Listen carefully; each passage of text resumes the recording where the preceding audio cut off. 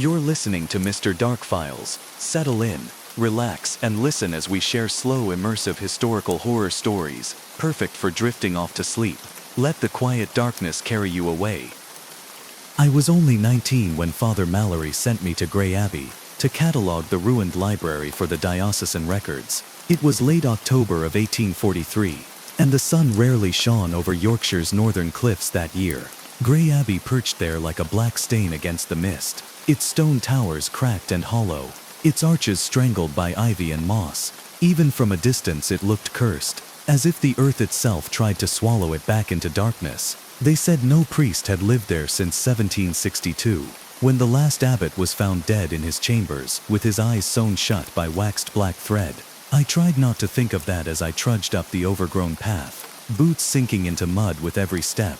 My lantern's glow flickered in the gray daylight, casting faint orange onto broken statues lining the entry cloister. Inside, the air was heavy with the smell of wet stone, mildew, and old candle soot. The once grand knives stretched before me in silent decay, marble floors cracked and buckled with invasive roots.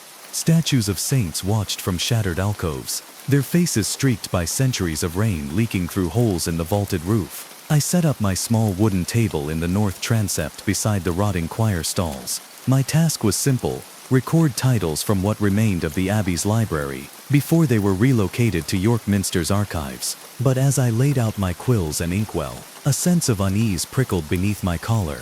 The silence was too complete. Even the crows outside refused to perch upon Grey Abbey's crumbling towers. I lit 2 extra candles against the gloom and began. The first hour passed in focused transcription, titles etched in Latin, half erased by damp and mold. But then I heard it, a faint scraping sound, like fabric brushing across stone. I paused, listening, the scratching of my quill falling silent. The sound came again, closer this time, from beyond the choir screen. I rose, holding my lantern high.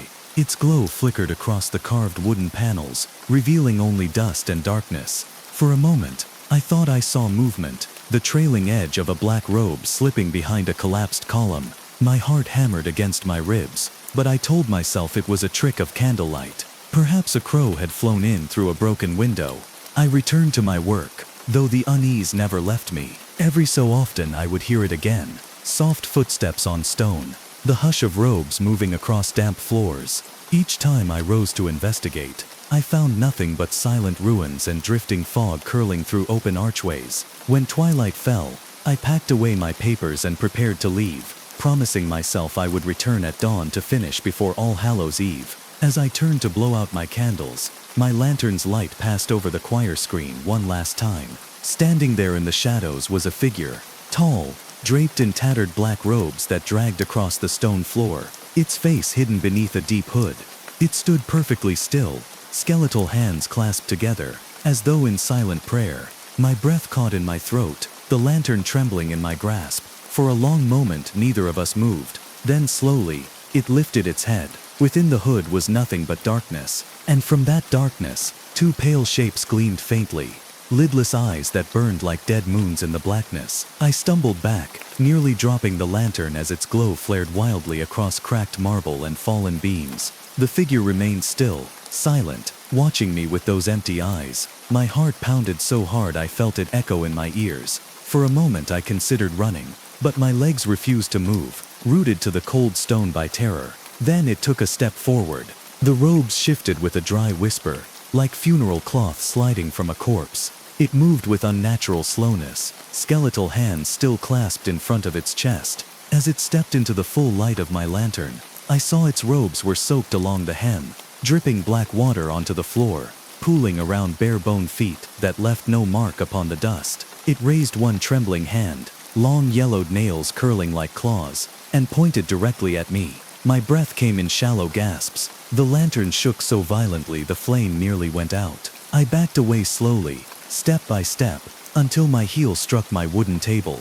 Papers scattered to the floor, rustling like dry leaves. The figure remained where it stood, arm outstretched, silent and unmoving, its lidless eyes fixed upon me with an expression of endless, empty grief. I turned and fled down the nave, boots pounding across cracked marble, past broken pews and silent saints. The cold air cut my lungs with every ragged breath. Behind me, I heard the slow scraping of footsteps following through the gloom. I didn't look back until I burst into the cloister courtyard, stumbling into the dying twilight. The fog lay thick across mossy stones, drifting in silent gray waves. I spun around, raising my lantern high to the broken archway behind me. It stood in the doorway, half hidden by mist, robes billowing in an invisible wind. Its skeletal hand still pointed towards me, unmoving. Then, slowly, it lowered its arm and turned away, disappearing into the darkness of Grey Abbey's ruined halls. I ran all the way down the hill to the village, my lantern flickering wild shadows across the rocky path. That night, I lay awake in my rented room above the tavern, staring at the cracked ceiling, unable to sleep. Every time I closed my eyes, I saw those lidless moon-pale eyes burning in the darkness, watching me with silent, endless grief. The next morning, I awoke before dawn, exhaustion weighing heavy in my bones. A thin frost clung to the window glass, glowing pale blue in the first dim light of day.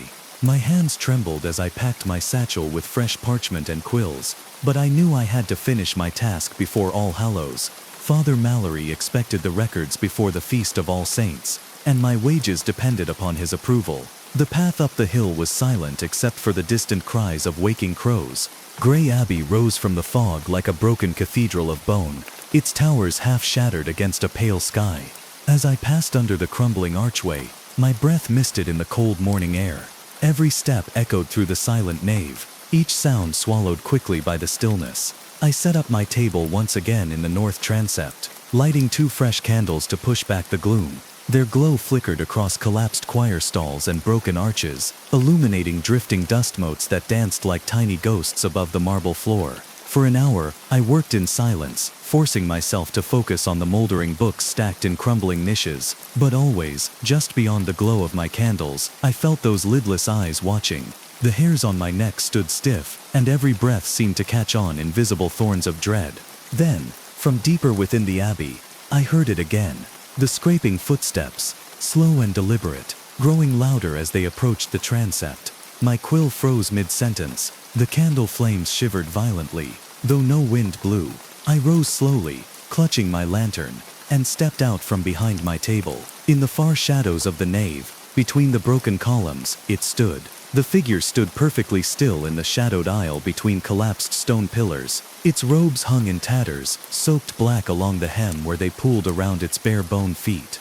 The hood was lowered slightly, revealing those pale lidless eyes glowing faintly in the gloom.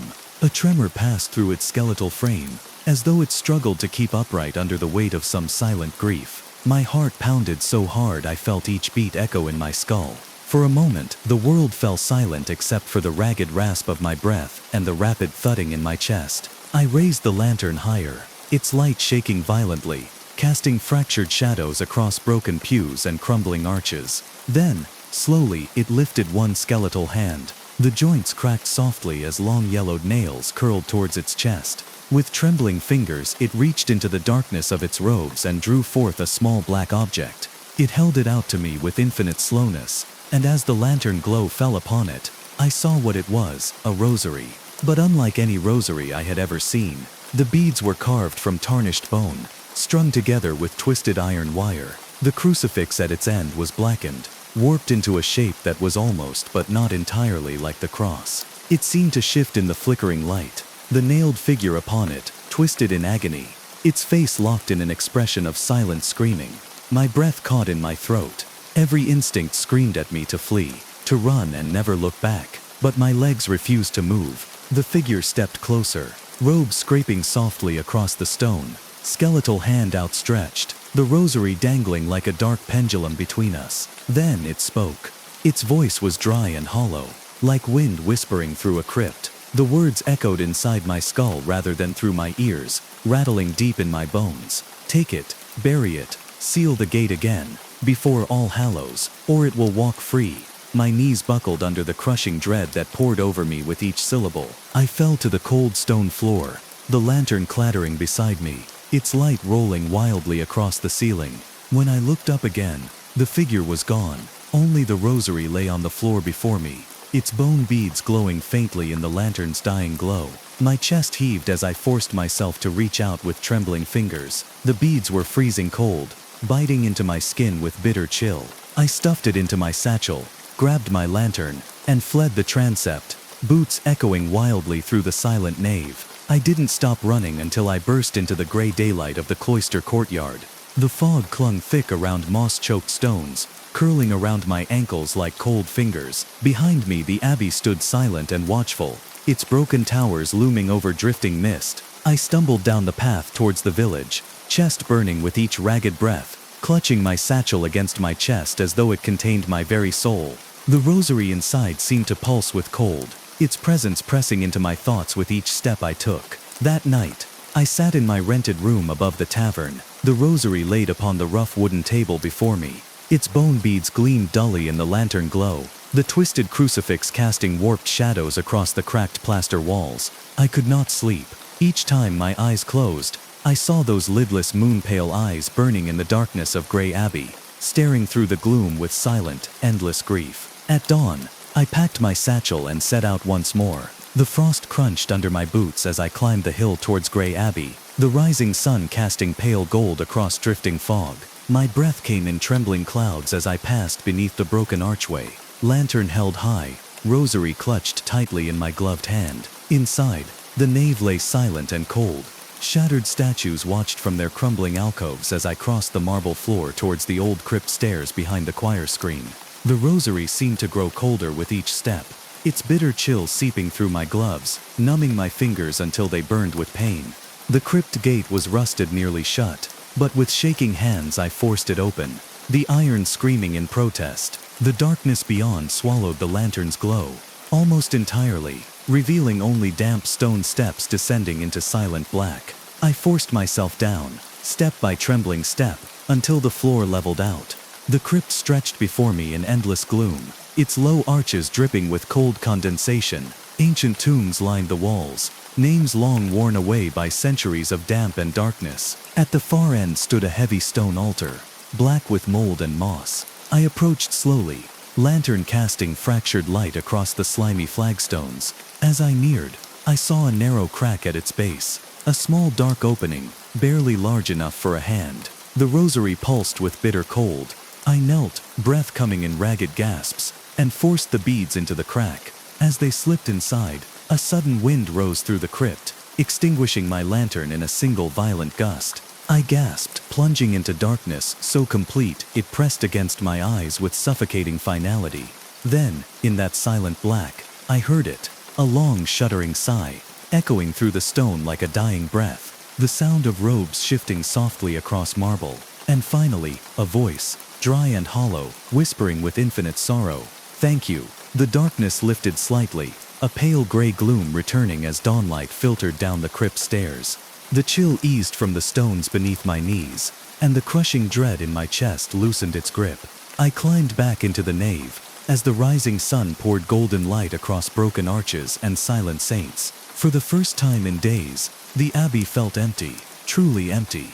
Whatever had lingered here for centuries was gone, sealed back into silent darkness by a bone-carved rosary and a terrified apprentice historian. I left Grey Abbey that morning, never to return. But in quiet hours before sleep, I still see those lidless eyes in my mind, watching me not with hatred, but with sorrow, and a silent gratitude that echoes through my dreams like the sigh of robes drifting across damp stone in the endless dark. I never imagined the day would come when I'd be tasked with ringing the bells at St. Jude's Church. The harvest had been poor that year, and with the old bell ringer gone suddenly, the village was desperate. Father Gerard had come to me before dawn, his eyes shadowed but firm. "You're strong, Peter. The prayers must be heard. The bells will keep the darkness at bay." I was 17, my hands still rough from working the fields. The bell tower stood like a dark sentinel at the edge of the village, its stones stained with centuries of rain. As I stepped inside that morning, the chill bit through my clothes, and the narrow spiral staircase spiraled into pitch black. With only a lantern to light my way, I climbed the worn steps, the air growing colder with each turn. The sound of distant bells echoed faintly, though the church bell had been silent for days. At the top, the great bell loomed, its bronze surface dulled and worn, hanging heavy on ancient ropes frayed by time. I reached out to grasp the main rope, feeling its coarse fibers burn into my palms. As I pulled, The bell groaned, sending a deep, mournful clang rolling across the village. The sound was beautiful but carried an undertone, something like sorrow or warning. I paused, listening. The wind howled beyond the tower walls, and beneath it, a faint whispering seemed to rise with the bell's fading echo. Curiosity pushed me closer to the narrow windows that looked out over the fog-choked fields. In the swirling mist, I thought I saw figures moving, shadows with long arms reaching towards the tower. A sudden chill ran down my spine, and I turned back to the bell. The ropes felt tighter than before, as if resisting my grip. Pulling again, the bell's cry pierced the cold morning air, but beneath it came a strange, low rumble from deep within the tower itself. That rumble grew, vibrating through the stone floor, shaking the very air around me. Then the bell stilled abruptly. A silence fell, thick and suffocating, and from the shadows near the stairs, I heard a slow, deliberate scraping, like nails against stone. I wasn't alone. The scraping sound grew louder, echoing off the tower walls like a slow, dragging breath. My lantern flickered wildly, casting long shadows that danced like ghosts across the cold stone. I gripped the rope tighter, heart pounding, every muscle frozen in dread. From the corner near the stairs, a figure emerged.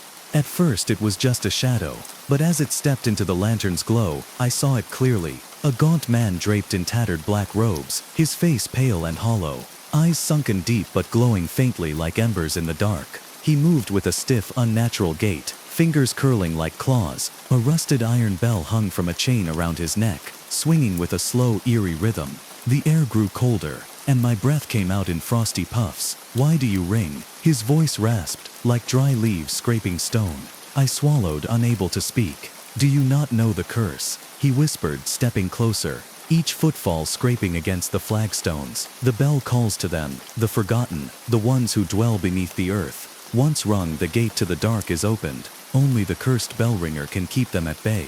A chill like ice stabbed through me. I didn't know. He leaned close, his breath a cold wind. "Ignorance is no defense. You have awoken them."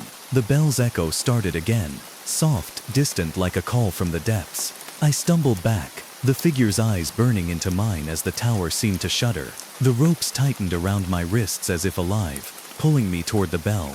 The man vanished into shadow, and I was left alone, trapped with the bell and the creeping dread that the curse had begun. I struggled against the ropes, but they coiled tighter, pulling me toward the great bell's cold bronze surface. My heart thundered in my chest as the tower's shadows seemed to stretch and pulse with life. The whispered voices grew louder, chanting in a language I couldn't understand but felt deep in my bones. Suddenly the bell tolled, once, twice, 3 times, each clang resonating through the air like a death knell. The windows rattled with the force, and the stone floor beneath me vibrated. From the swirling fog below, dark shapes began to rise. I glimpsed twisted figures, gaunt and pale, emerging from the earth with hollow eyes and clawed hands reaching toward the tower. The bell ringer's warning echoed in my mind. Only the cursed may bind them again. Desperation seized me. I grasped the ropes and began to pull with all my might, the bell ringing a frantic warning. The shadows writhed as if in agony, retreating slowly but surely. But the tolling drained my strength, the ropes burning my hands, and the bell's call felt endless. As the sun broke over the horizon, bathing the village in weak light, the figures vanished back into the earth, and the bell's echo faded. Exhausted, I collapsed at the tower's base, knowing the curse was far from over, and that I was bound to this fate forever. Days passed, but the heaviness in my chest did not lift. Villagers whispered of strange lights near the tower at night, mournful bell tolls when no one rang them. Livestock vanished, and children spoke of shadowy figures lurking in the mist. I visited the village elder, hoping for answers. He told me of the original bell ringer, Thomas Greaves, who vanished centuries ago, after a plague swept the village. They say he made a pact to keep the dead below from rising, cursed to ring the bell forevermore. My nights grew restless, filled with haunting dreams of dragging footsteps and hollow eyes. The bell's toll echoed in my mind, pulling me back to the tower even when I was miles away. One night, the bell rang on its own. I rushed to the tower, heart pounding, to find the ropes moving as if guided by invisible hands. A chilling voice whispered from the shadows, "You cannot escape the curse. You are the keeper now." I realized then that no one else could take my place. The curse was mine to bear until my last breath. The bell tolled once more as I climbed the tower steps, lantern in hand, the weight of centuries pressing down on me. My fingers bled from gripping the coarse ropes, muscles screaming with exhaustion, but I rang the bell relentlessly, each clang a desperate plea to hold back the darkness. From the fog below, faint whispers rose, names I couldn't place, promises broken long ago. The shadowy figures hovered near the village, restless and hungry. With every toll I felt their grasp weaken, the earth holding them just a little longer. But I knew the curse would never end. One day when my strength finally failed, the gates would open. I am the bell ringer now, bound by duty and dread, caught between light and shadow, forever tethered to that cursed bell. If you hear its mournful toll in the dead of night, know this: it is not a call for celebration, but a warning, a reminder that some dark things are never truly buried, and the curse waits patiently for the next bell ringer. The village of Hollowmere was a place wrapped in shadow and silence, hidden deep within the marshy fens of England in the year of our Lord 1603. It was the kind of village where the fog never fully lifted, where whispers traveled like wind through the reeds, and the sun struggled to break through the ever-present gloom. The air was thick with the scent of damp earth and decay, mingled with an undefinable bitterness that clung to your skin like a warning. From the moment I first arrived, I felt the weight of superstition pressing down on me. The villagers spoke in hushed tones, casting nervous glances toward the endless expanse of water and reeds that surrounded their homes. They told stories, half-truths and legends, about a woman named Alara, who had been condemned as a witch years before, accused of dark magic and consorting with the spirits of the swamp. They said she was dragged beneath the waters and drowned by fearful villagers, her body left to rot beneath the black mire. But the stories did not end there. It was said that Alara's spirit refused to rest, that she rose again, not as a woman, but as something darker, a revenant of the swamp who haunted the waters and called out to the living, with a voice as sweet as poison. Her song was a lure, pulling the curious and the foolish into the depths where the mud swallowed all trace of them. When I arrived as an apprentice healer, the harvest had been poor, sickness was spreading, and villagers had begun disappearing, vanishing without a trace, leaving only sorrow and fear behind. The elders begged me to uncover the truth hidden within the swamp's mist, to find a way to stop the curse before it claimed more lives. On my first night in Hollowmere, I walked the narrow muddy paths that wound through the reeds and cattails. The moon was full, swollen and silver, casting pale light over the black waters of the mere. The air was cold and still, every sound muted beneath the weight of fog and silence. My breath came in quick, visible puffs as I moved carefully, lantern held low to avoid drawing attention.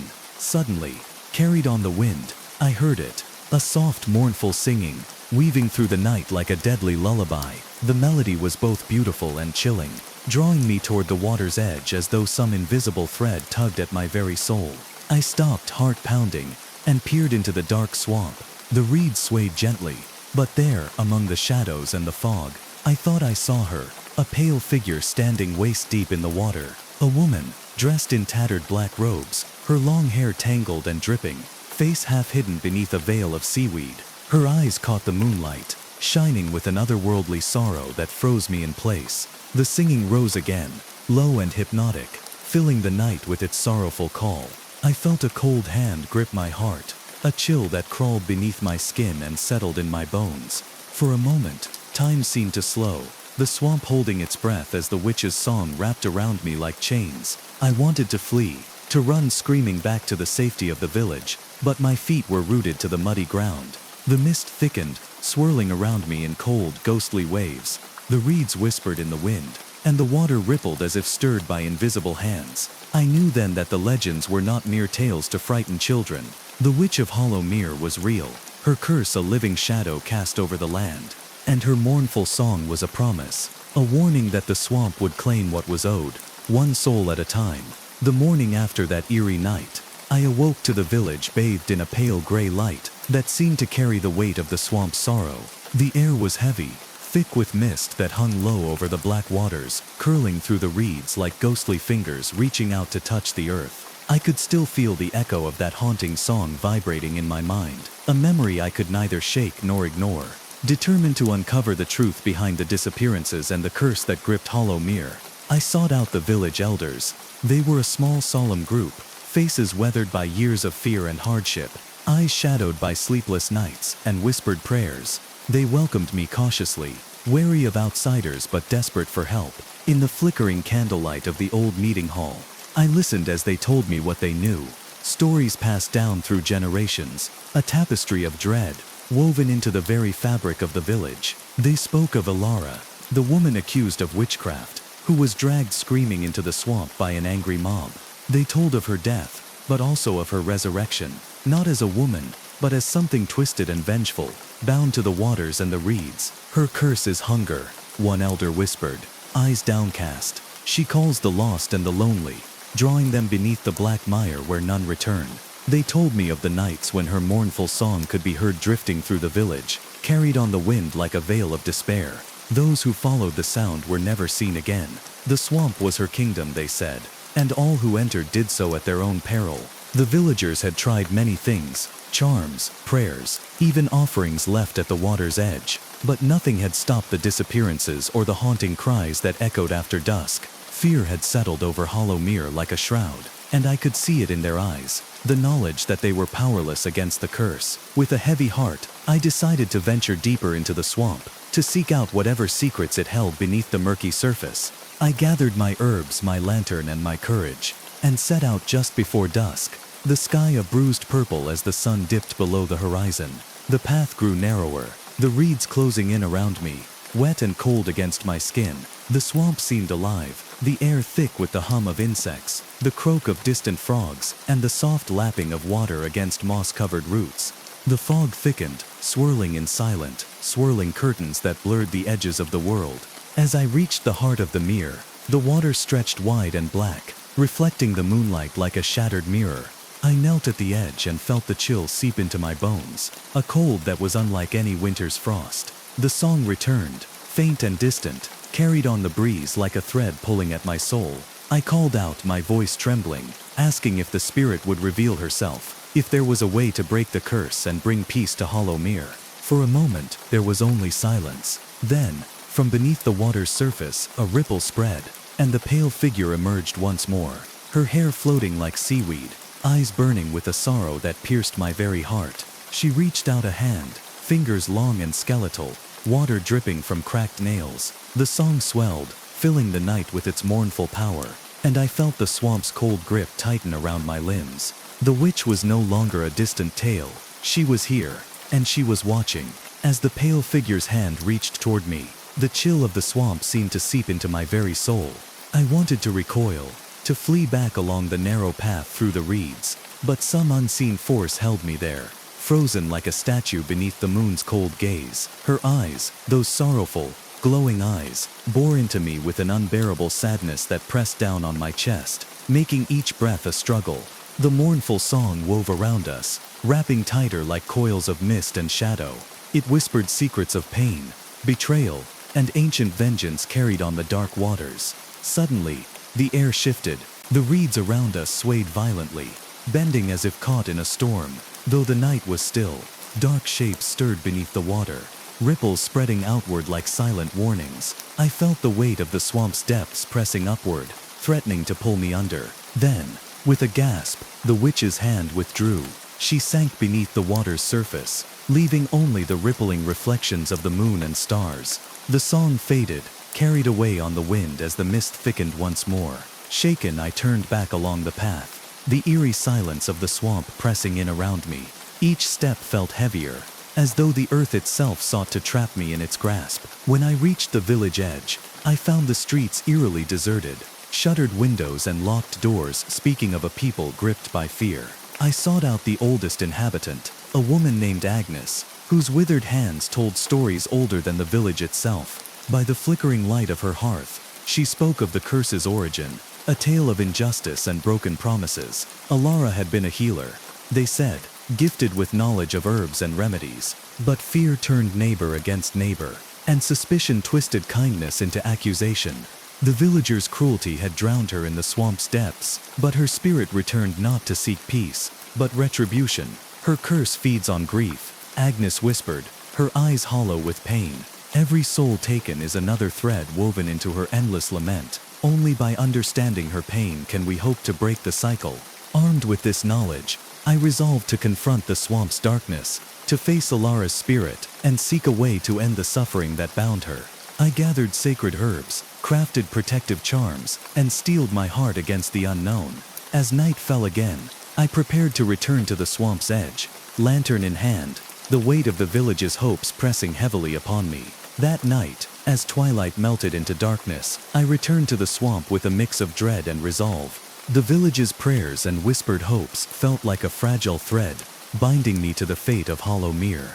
I carried the sacred herbs carefully wrapped in cloth, the protective charms fashioned from willow and elder, and my lantern, its flame flickering uncertainly in the chill air. The path through the reeds was narrower and more tangled than before, the mist clinging thick and heavy, curling around my ankles and swallowing the faint light from my lantern. The only sounds were the crunch of my footsteps on sodden earth, and the distant calls of night creatures stirring in the fen. As I approached the water's edge, the cold silence of the mere pressed upon me like a living thing. The black surface mirrored the moon and stars, broken only by the occasional ripple where fish disturbed the depths. I knelt by the water, and began to lay out my offerings, bundles of herbs tied with twine, a small bowl of water blessed with salt, and the charms placed carefully in a circle. Then I spoke aloud the prayers Agnes had taught me, words to calm restless spirits and ward off harm. My voice trembled in the stillness, barely louder than the whispering wind through the reeds. As the last syllable left my lips, the surface of the water began to stir. Slowly, the pale figure of Alara emerged once more. This time she rose fully from the mere, water cascading from her tattered robes and tangled hair. Her eyes met mine, still glowing, filled with sorrow and fury intertwined. Her mournful song rose again, a haunting melody that seemed to echo from the depths of the swamp itself. I stood my ground, heart pounding, and extended the offerings toward her. The witch's gaze flickered to the herbs and charms, and for a moment, the anger in her eyes softened, replaced by a desperate longing. The song shifted, becoming less a call to doom and more a plea for understanding. She reached out, fingers trembling as if torn between vengeance and peace. The chill in the air deepened, frost forming on the reeds and water as the swamp seemed to hold its breath. Then, in a voice that was both whisper and wind, she spoke. I was betrayed, cast out, drowned not for sin but for fear. My pain is the marrow of this land, and until it is laid to rest, the swamp will claim what is owed. I listened, tears blurring my vision. The weight of centuries pressed upon us, a sorrow too vast for words. Summoning my courage, I promised to honor her story, to seek justice for the wrongs done, and to help the village remember her truth rather than fear. Her eyes lingered on me, and slowly, the mournful song faded into silence. The mist around her parted, and as dawn's first light painted the sky, Alara slipped beneath the water once more, leaving the mere calm and still as if nothing had disturbed its depths. I stood there until the sun rose, the swamp's chill gradually lifting, replaced by the warmth of new beginnings. Though the curse was not broken, I felt the first fragile thread of peace weaving through the fog. The dawn brought a fragile hope, but the shadow of the curse still lingered over Hollow Mere. I returned to the village with the story Alara had entrusted to me, a tale not of evil witchcraft but of a woman wronged by fear and ignorance, her spirit bound to the swamp's depths by pain and betrayal. The villagers listened in silence, some with tears, others with hardened faces, unable or unwilling to release their fear. Yet in the days that followed, subtle changes began. The fog thinned, the water calmed, and fewer cries pierced the night air. The harvest that year, though meager, was better than expected, and a cautious peace settled over the village. But the swamp never fully released its hold. At night, the mournful song still drifted on the wind, softer now, a distant lament rather than a deadly call. Sometimes I would see a pale figure watching from the reeds, her eyes no longer filled with fury, but with quiet sorrow. I made it my life's work to honor Alara's memory, teaching the village to respect the swamp, to remember her story as a warning against fear and cruelty. I left offerings at the water's edge, prayers spoken under the moonlight, and charms placed where the reeds met the dark water. Years passed, and I grew older, but I never forgot the chill of that first night, the weight of her gaze, or the haunting melody of the Witch of Hollow Mere. In my quiet moments, I still hear her song, a reminder that some curses are born not from magic, but from the hearts of men, and only through understanding can they be eased. As I write this, I feel the mist curling at my window, the soft lapping of water in the distance. And sometimes, just as sleep begins to claim me, I swear I hear her voice once more, singing beneath the moonlit sky, a lullaby for the lost, a requiem for the forgotten. The year was 1665, and the plague had come to our village like a shadow falling over the land. People whispered of death, riding on the wind, carrying sickness that spared no one. The streets grew silent as fear settled into every home, every heart. I was but a humble apprentice to the village apothecary, tasked with preparing herbs and remedies, but soon I found myself called to darker duties. The plague doctor arrived, a mysterious figure clad in black robes, a beaked mask covering his face, his presence both feared and strangely reassuring. His visits were brief but chilling, a shadow passing through the doorways of the sick and dying. He carried no words, only a leather satchel filled with strange instruments and potions. The villagers called him the Masked Doctor, though none knew his true name. One evening, as dusk bled into night, I followed him quietly through the narrow lanes, watching from the shadows. He paused at a crumbling cottage at the village edge, where the air was thick with the stench of sickness and death. I waited, heart pounding, as he entered alone. Inside, the flickering candlelight revealed pale faces twisted in pain. The doctor moved silently, his gloved hands administering remedies, while his dark eyes, hidden behind glass lenses, watched every breath. But then, a faint sound drew my attention, a whispering from the shadows, too soft for the dying to hear.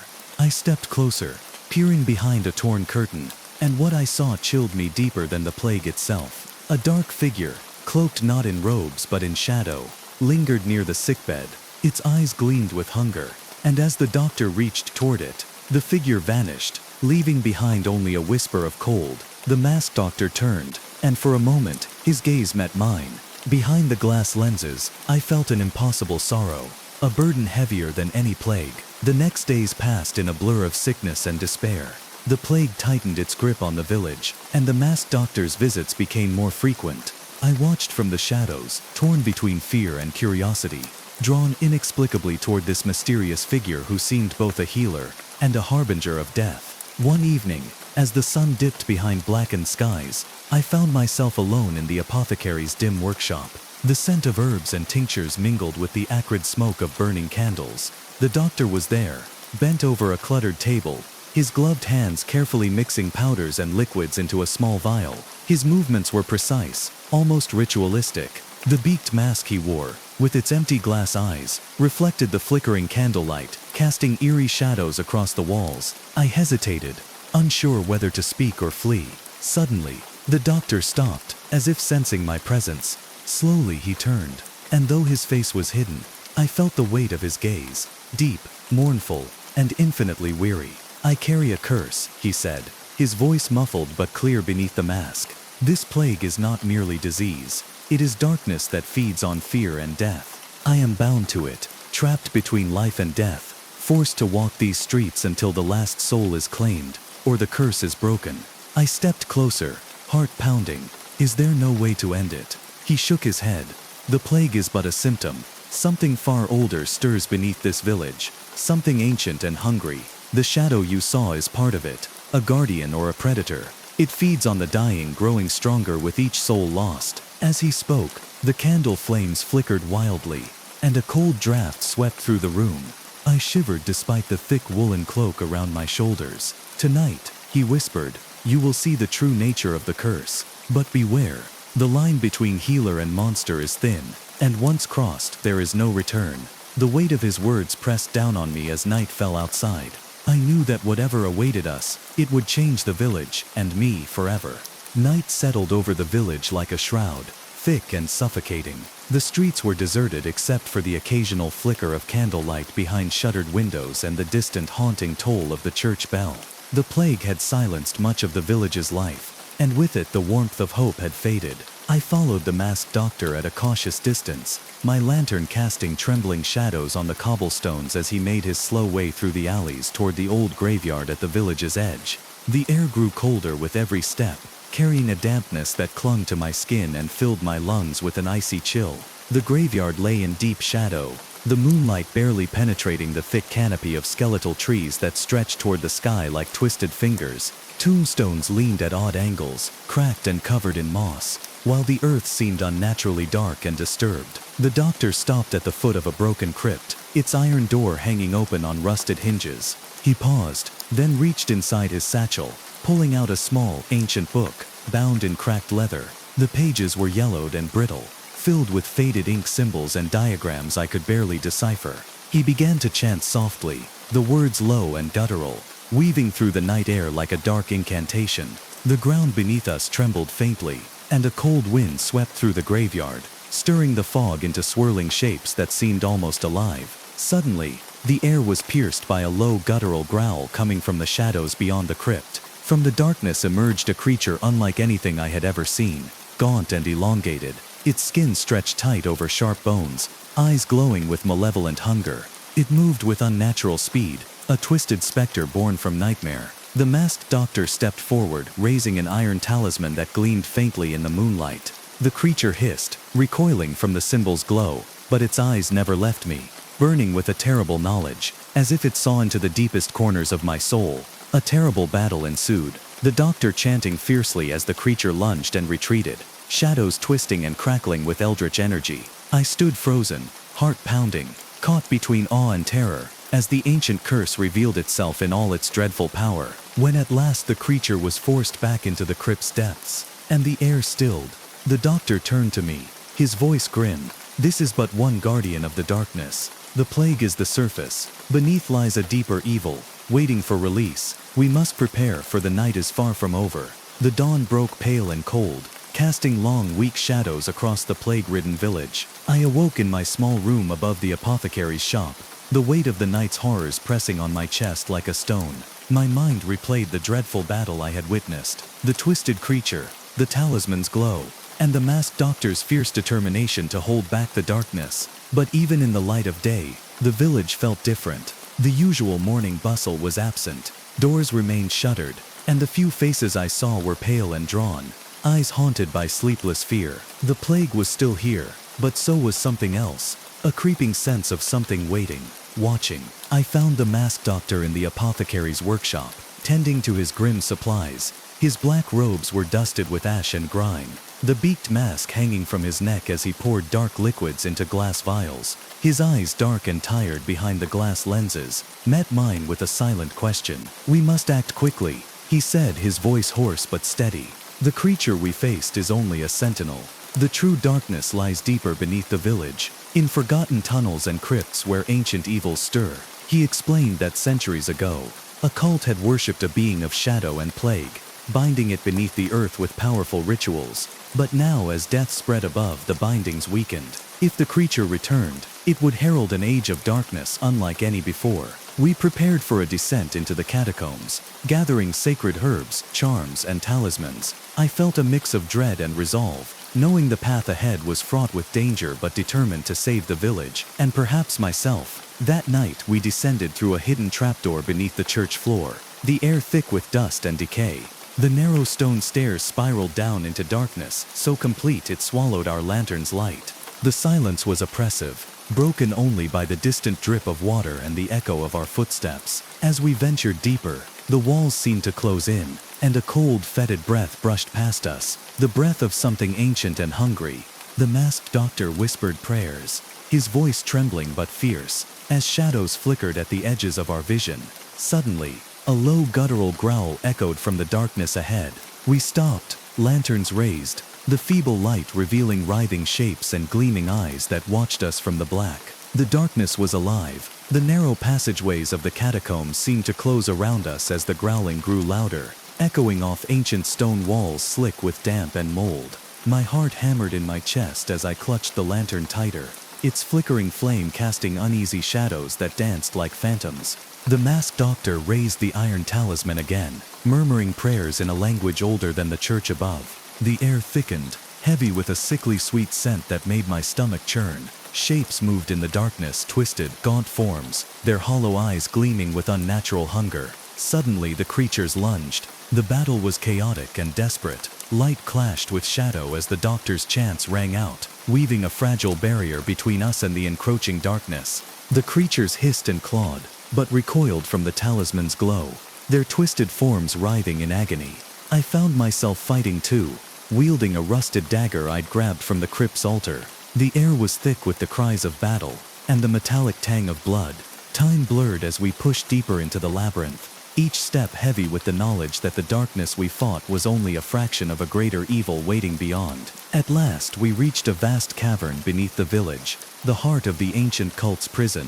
There, bound by chains of iron and symbols carved deep into the stone, lay a shadow so thick and writhing it seemed alive, an entity of despair and decay. The masked doctor stepped forward, his voice rising in a final incantation. The talisman blazed with fierce light, and the shadow screamed, its fury shaking the earth. With a final anguished cry, it was sealed once more beneath the stones. Exhausted and trembling, we climbed back into the village, the first light of dawn breaking over the horizon. The plague's grip began to loosen, and though the scars remained, hope returned with the rising sun. The masked doctor vanished shortly after, his curse fulfilled for now, leaving me with a burden of knowledge and a solemn promise to remember the darkness, to warn others, and to never forget the price of fear and superstition.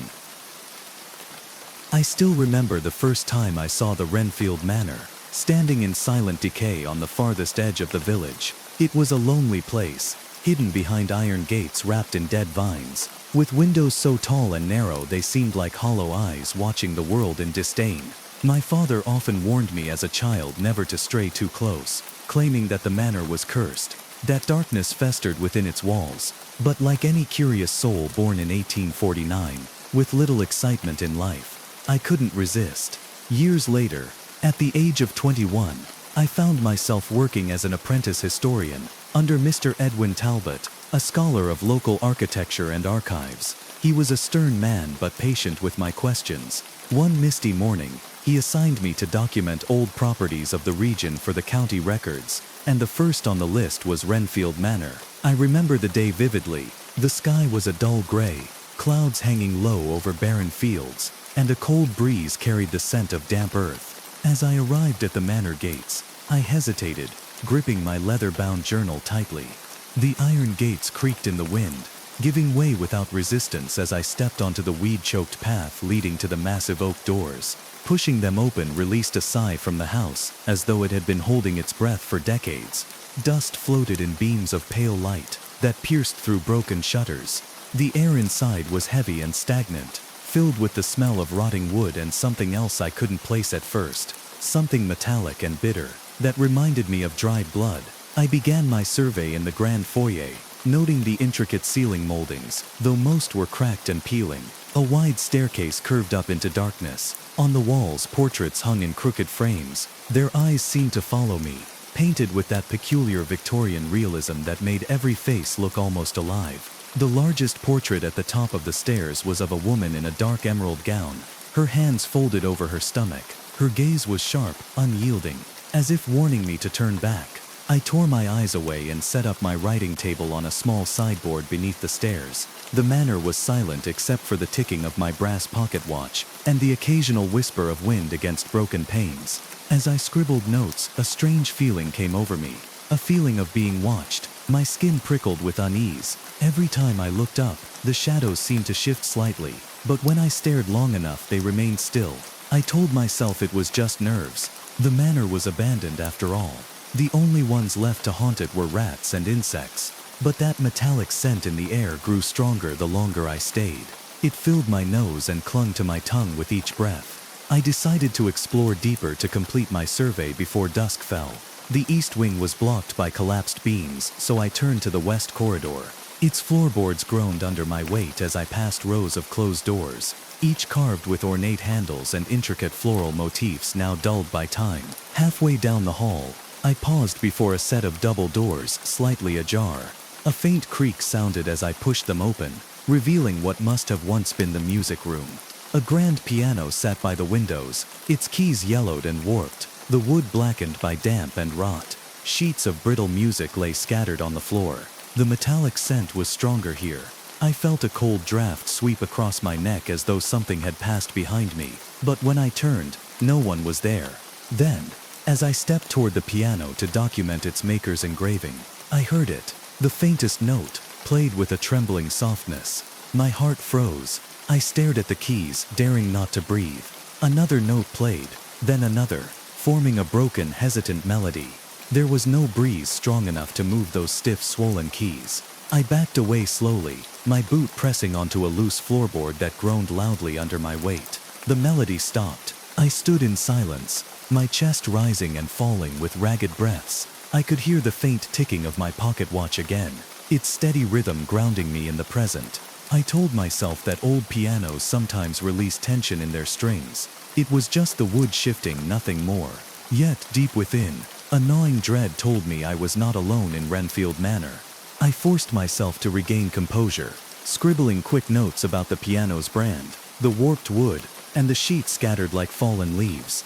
But every note I wrote felt meaningless under the oppressive silence that followed that haunting melody. I backed away and stepped into the corridor once more, closing the music room doors with trembling hands. The hallway stretched ahead, darkening as clouds gathered outside, dimming the little light that filtered in. My lantern's glow flickered weakly, casting long shadows along the carved wainscoting. I continued my survey, determined to finish before dusk fell completely. Each room I entered was colder than the last.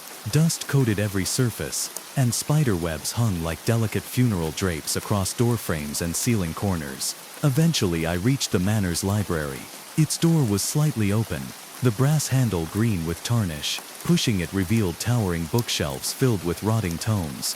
The smell of mildew and age was overpowering. I stepped inside, brushing past a curtain of cobwebs that clung to my coat. My lantern illuminated shelves lined with leather-bound books, their titles almost illegible from mold and decay. At the center stood a massive mahogany reading desk covered in papers, ink pots, and broken quills. I set down my journal and began to examine the documents. They were handwritten letters, all addressed to a Lady Constance Renfield. The handwriting was elegant but shaky, the ink faded to a rusty brown.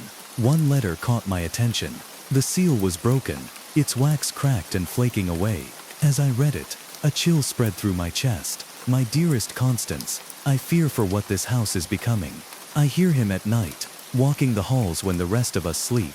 I hear his breathing outside my chamber door, though when I open it, the hall is empty. The servants whisper of shadows that move without light, of cold hands upon their throats in the dark. I have begged him to leave this place, but he will not. His eyes, they are no longer the eyes of my husband. Pray for us, pray for your father. My pulse quickened with every line. The letter was unsigned, but the fear in its words was alive, even after so many decades. I turned it over, looking for a date. Smudged beneath the fold was the year, 1823.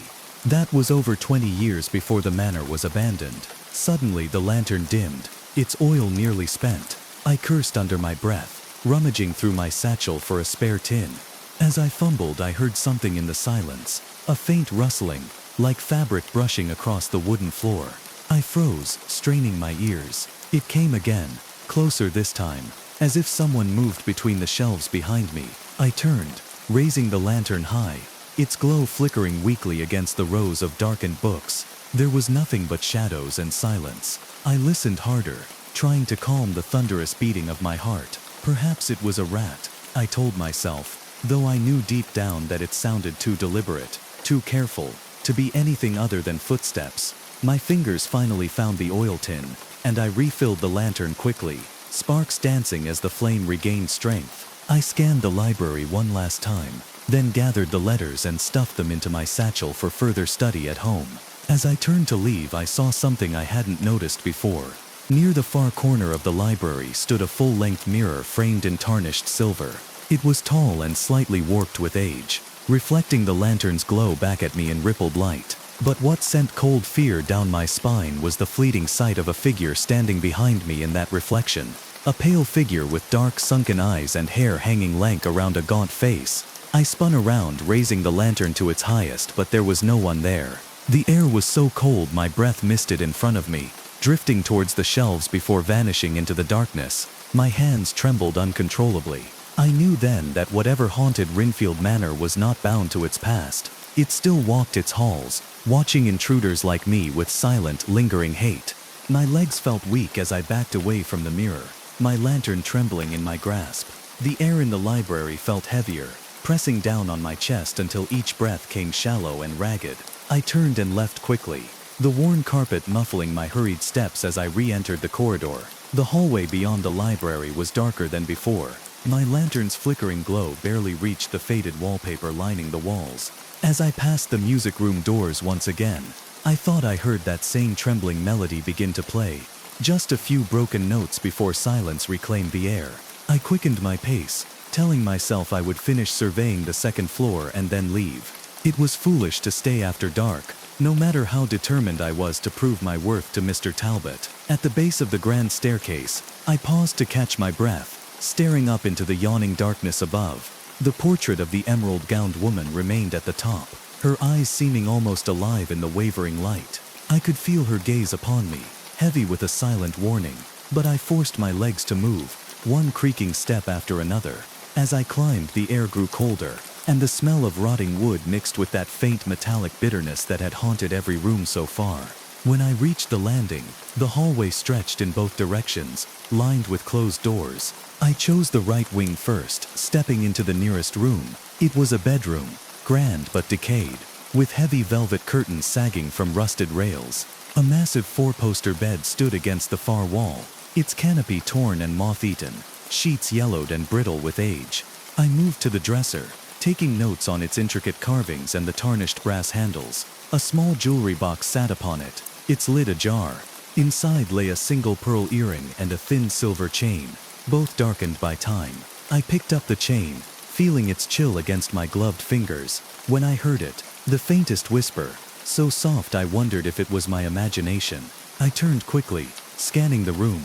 The whisper came again, closer now, like someone breathing words directly into my ear.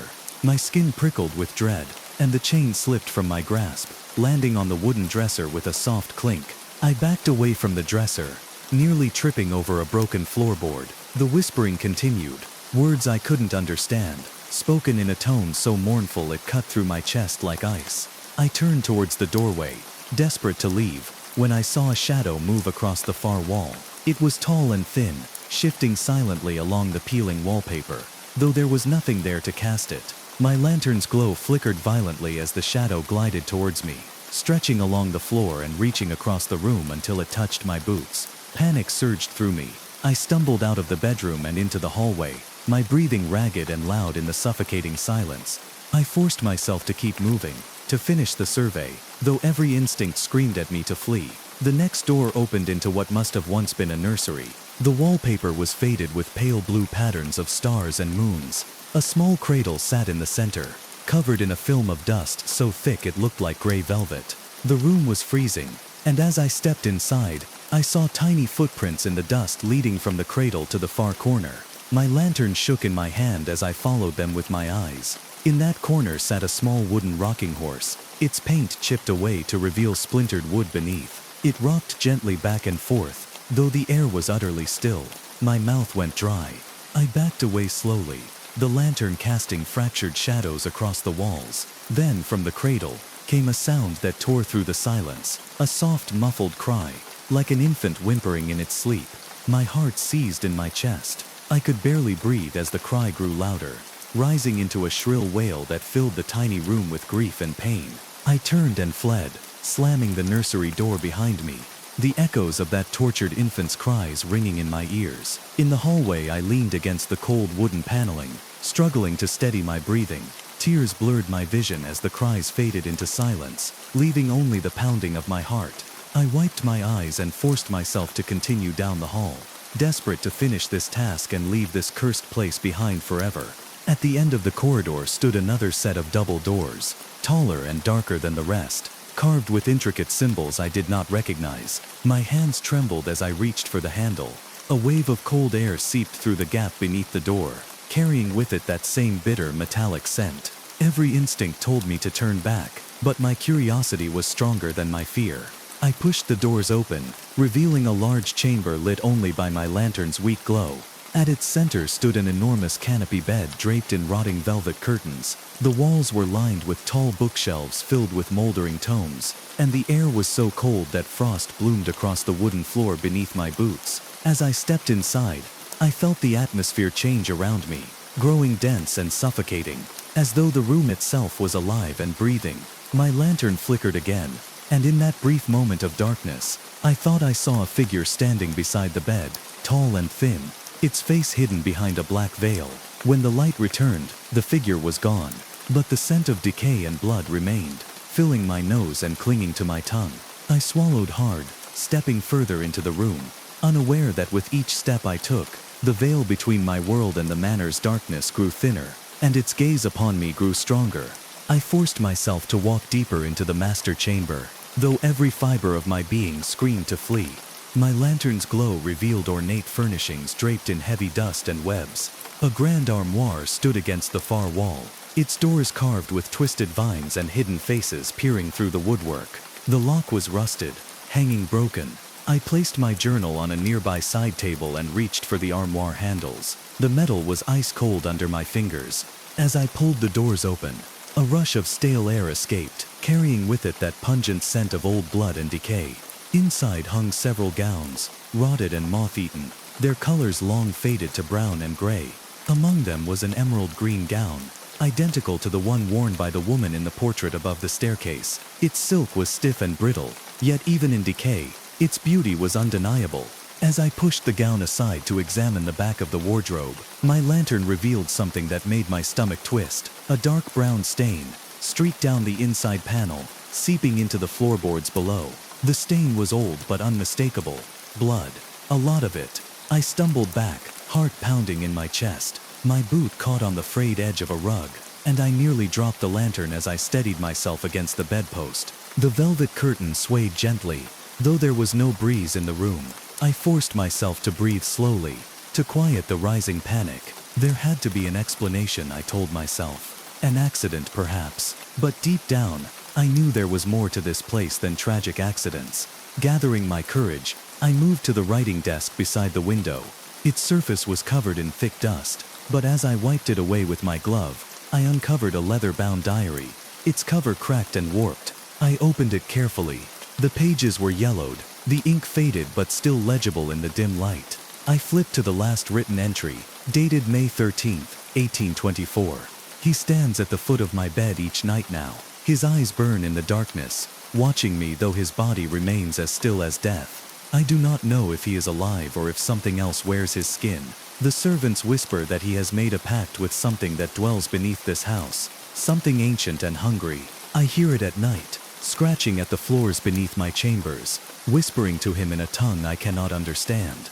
I fear I will not live to see another summer.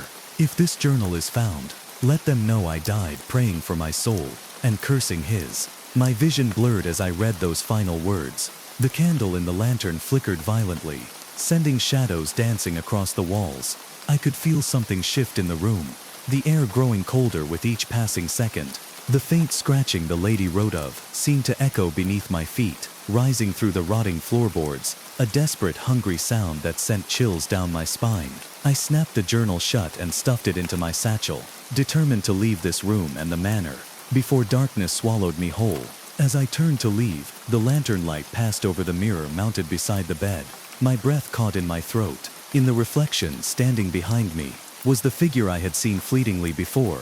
Its body was tall and thin, draped in decaying black cloth, and its face was nothing but a hollow void beneath a ragged veil. From the darkness of that veil, two faint orange embers burned where its eyes should have been, watching me with silent, endless hatred. I spun around, lantern raised, but the space behind me was empty.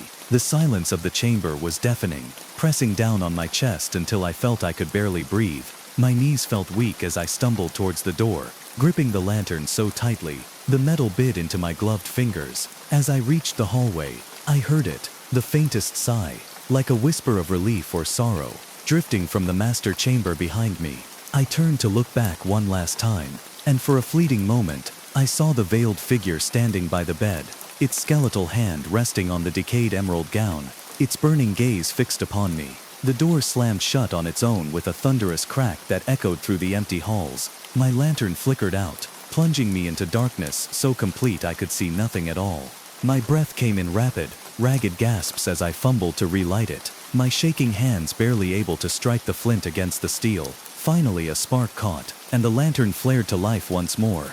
I held it close to my chest, feeling its warmth against my racing heart. I needed to leave, now. The survey was over. My curiosity had carried me too deep into Renfield Manor's secrets, and I feared I had awakened something that wished to remain forgotten. As I descended the grand staircase, the air felt colder with each step, and from somewhere deep within the manor, I heard a sound that would haunt my dreams for years to come. A slow, deliberate dragging, like something heavy moving across the floors, searching for the intruder who dared trespass into its domain. I hurried down the last steps, the lantern trembling in my grasp as the dragging sound continued somewhere above me. Each footfall seemed impossibly slow, as if my body moved through thickening darkness. The grand foyer spread out before me, its silent expanse now filled with shadows so dense they seemed to pulse with a life of their own. The portraits lining the staircase watched me with cold, painted eyes. The woman in emerald, her gaze as sharp and disapproving as ever, seemed almost alive in the wavering lantern glow. Her lips, once frozen in stern silence, now seemed to curl at the corners with the faintest trace of a knowing smile, as though she was watching me struggle against something inevitable. I crossed the foyer quickly, the floorboards creaking under my boots like old bones protesting my escape. As I reached the massive oak doors, my trembling hands fumbled with the iron latch. It wouldn't budge. Panic flared hot in my chest as I rattled it harder. The latch remained frozen in place, rusted shut by time or held by some force I could not see. Behind me, the dragging sound reached the staircase landing. It paused there, filling the silence with a suffocating anticipation. I turned, pressing my back to the cold wood of the doors, raising the lantern high. Its flickering light illuminated the bottom of the staircase, but left the landing above shrouded in thick shadows. Then I saw it. Emerging from the darkness was the figure in the veil, its tall skeletal frame draped in rotting black cloth that trailed behind it like funeral shrouds. Its veiled face remained hidden, but those two faint orange embers burned within the darkness, staring down at me with endless hatred and hunger. It stepped forward slowly, its long rotted fingers curling around the banister as it descended. Each step it took echoed through the manor with a hollow, dreadful finality. My knees nearly buckled under the crushing weight of dread. As I pressed harder against the doors, my breath coming in short, ragged gasps, the figure paused halfway down the staircase, tilting its veiled head slightly to one side as if studying me, trying to decide what to do with this trembling intruder. From beneath the veil came a sound so quiet and broken it barely reached my ears. A sigh, but so filled with despair and sorrow it made tears well in my eyes, despite the terror pounding in my chest. Then, from somewhere deeper within the manor, another sound arose. Soft at first, like the hum of distant voices, it grew louder, rising into a chorus of whispers. They came from every direction, from behind closed doors, from beneath the rotting floorboards, from the moldering walls themselves. The voices spoke in a language I could not understand, words slipping past my ears like cold wind, but their tone was unmistakable. They spoke with despair, with pleading, with endless, echoing suffering. The veiled figure continued its descent, step by step, until it reached the final stair. It paused again, only a few yards away now. In the lantern's trembling glow, I could see thin strands of black hair drifting from beneath its veil, drifting despite the still air. Its rotted hands twitched at its sides, and from beneath the veil came another sigh, longer this time, so filled with grief that it sounded almost human. I tried the latch again desperately, my hands slick with sweat. With a metallic groan it shifted.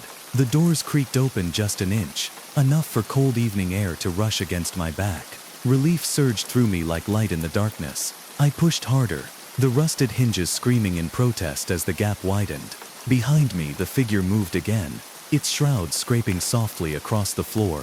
I risked a glance back and saw it standing only a few steps away now. The veil shifted slightly as if it leaned closer to see me fully. For a fleeting moment, I thought I saw a glimpse beneath the rotting cloth, a sunken skeletal face stretched tight with centuries of decay, its mouth open in an eternal scream that never escaped. With a final desperate push, I forced the doors open wide enough to slip through. Cold evening wind slapped my face as I stumbled outside onto the cracked stone path. Behind me, the doors slammed shut with a force so violent it rattled the iron gates at the end of the overgrown courtyard. I stood there bent over and gasping for breath, the lantern dangling from my hand, casting wild light across the dying weeds. The manor loomed above me in silent contempt, its narrow windows dark and lifeless once more. The whispers faded into nothing, the dragging stopped. For a long moment, I stood there listening to the dead silence of dusk, my chest heaving as tears streamed down my cheeks. My entire body trembled with cold and dread. Then, somewhere within the manor's walls, I heard it one last time, the faintest note from the grand piano, drifting through the broken shutters, as though bidding me farewell. I turned and fled down the overgrown path, never looking back, the lantern swinging wildly at my side.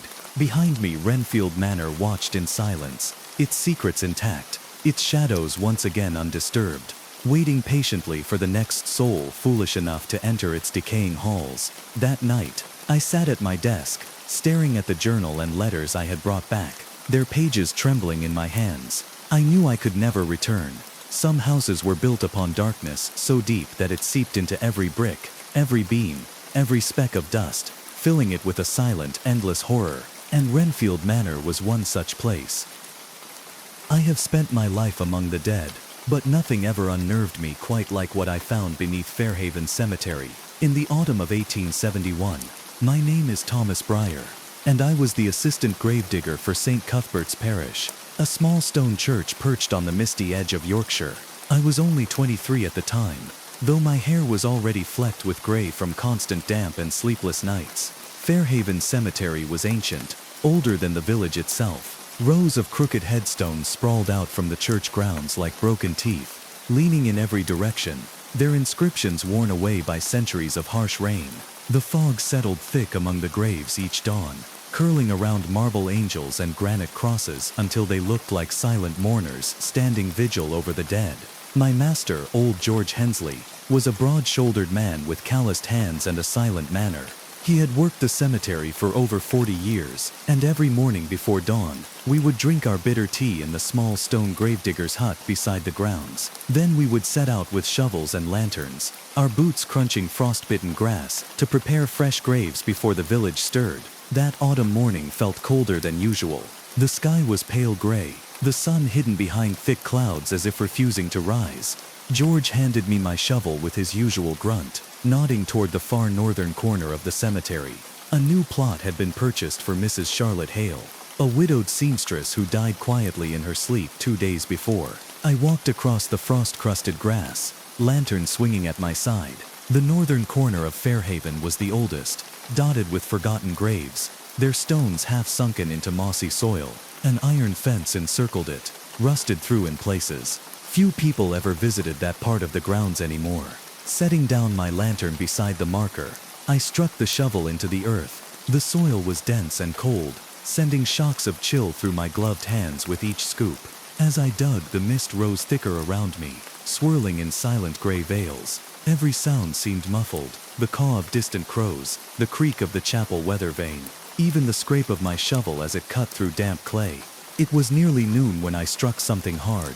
The shock vibrated up my arms, and I froze, staring down into the half-finished grave. Brushing aside loose soil revealed a layer of dark, moldering wood. Confused, I cleared more dirt away until I realized it was an old coffin. The wood was so rotted it crumbled under my touch, revealing black earth beneath. "George," I called out, my voice muffled by the thick fog. I heard his boots crunching towards me moments later. He peered down into the grave with narrowed eyes, rubbing his gray stubble thoughtfully. "Old plots," he muttered, more to himself than to me. "Some of these graves were never marked right. Best move it aside so we can finish Mrs. Hale's." He jumped into the hole beside me, the earth crunching under his weight. Together we dug around the coffin, revealing its full length. It was narrow and oddly short, bound with rusted iron bands. I remember thinking it seemed older than the surrounding stones, the style more akin to the 1600s than Victorian burials. George wedged his spade under one corner and heaved. The wood cracked and splintered, sending up a cloud of damp, foul-smelling dust. I coughed and turned my head away, my eyes watering from the stench of rot and something else, a bitter metallic scent that clung to the inside of my nose. When I turned back, George was staring down at the exposed remains, his face pale under the brim of his cap. The lantern light flickered over bones wrapped in tattered burial cloth. But what made my blood run cold was what lay at the skeleton's throat, a tarnished iron amulet shaped like an open eye. George reached down with trembling fingers to touch it. As soon as his hand closed around the amulet, a sudden gust of wind swept across the cemetery, whipping my lantern flame sideways. The fog shifted violently, swirling in ghostly shapes across the graves. For a moment I thought I saw figures moving among the headstones, flickering silhouettes in the mist. Then, as quickly as it came, the wind died, leaving only a ringing silence in its wake. George let out a shaky breath and pocketed the amulet. His eyes darted around the graveyard, then back to me. "Fill it back in," he whispered, his voice tight with urgency. "Don't speak of this to anyone." He climbed out of the grave without another word, leaving me standing there in the half-dug hole, shovel frozen in my grasp, heart pounding with dread. As I looked down at the shattered coffin, at the decayed remains and the empty space where the amulet had lain, a cold certainty settled over me. Something in that grave had been buried for a reason, and whatever it was, George had just released it. That evening, after the last funeral mourners had left, and darkness settled thick over Fairhaven Cemetery, I sat in the gravedigger's hut by the dim glow of the oil lamp. My tea had gone cold in its tin cup as I stared at the dirt under my boots, unable to shake the memory of what we had unearthed. George sat across from me, silent as always, whittling at a block of wood with his penknife.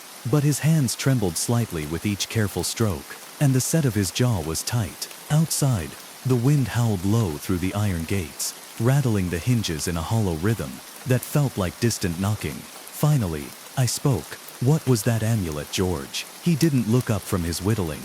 "Best you forget it." I swallowed hard. It didn't look like anything Christian. His knife paused mid-stroke. For a long moment, the only sound in the hut was the crackle of the lamp flame and the wailing wind outside. Then he set the wood down and met my gaze. His eyes were bloodshot, ringed with dark hollows I hadn't noticed before. "That grave was sealed near 2 centuries ago," he said quietly. "Long before they built St. Cuthbert's Chapel. My grandfather told me stories about this place. Said it was once a burial ground for plague victims. But before that it was a pagan site. Folk used to come here under moonlight to leave offerings for something older than any god we speak of in church." I felt my skin crawl at his words. The oil lamp flickered, casting shadows across his lined face. Outside the wind rose again, rattling the window panes like skeletal fingers tapping to be let in. "What does the amulet do?" I whispered. George rubbed his face with a shaking hand. "It's not what it does, it's what it binds." He stood abruptly, pocketing his knife and grabbing his lantern from the hook by the door. "Lock up and get home. Don't come back here tonight. And don't look at the graves." With that he stepped out into the darkness, leaving me alone with the dying lamp. My chest tightened with dread as I heard his boots crunch across the gravel path, fading into the endless night. I finished my tea in silence, my thoughts churning. The grave, the amulet, the gust of wind and those fleeting figures in the mist. As I gathered my coat and stepped outside, the cemetery lay before me in silent ruin, bathed in pale moonlight that filtered through drifting fog. The graves stretched out like rows of crooked teeth, and every shadow seemed to watch me as I walked the worn path toward the village gate. Halfway down the lane, I felt a chill breeze brush against my neck. I stopped, lantern held high, scanning the rows of headstones. The fog drifted in swirling gray curtains, revealing glimpses of cracked angels and leaning crosses. But then I saw them, dark shapes standing between the graves. Tall, thin figures draped in what looked like rotting burial cloth, their faces hidden in shadows beneath ragged hoods. They didn't move. They didn't sway with the wind like trees or brush. They simply stood, watching me with silent malice that pressed down on my chest until my breath came in ragged gasps. My lantern flame guttered and flared, casting fleeting light across their forms. In the brief flicker I saw their hands, skeletal, withered to blackened bone, clutching rusted iron amulets shaped like open eyes, the same shape George had pulled from the grave. The fog rolled in again, thicker this time, obscuring them from view, but I could still feel them watching, their gaze burning into my skin, heavier than any darkness I had ever known.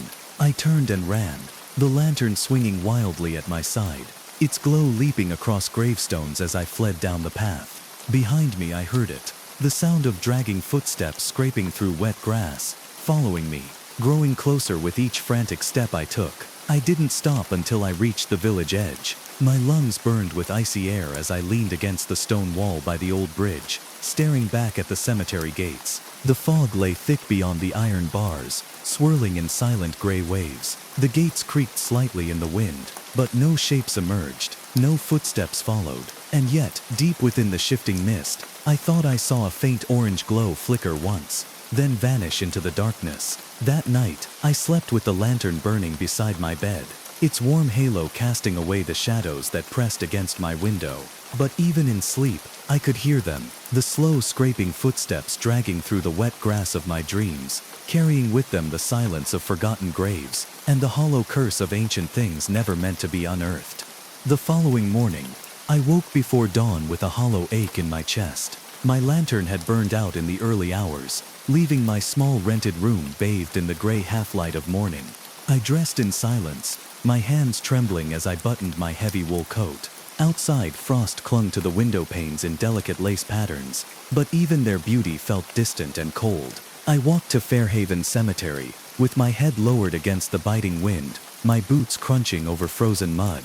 As I approached the iron gates, the familiar dread settled heavy in my chest. The fog lay thick over the graves, curling around headstones and statues, until it seemed the dead themselves rose from the earth to stand silent vigil.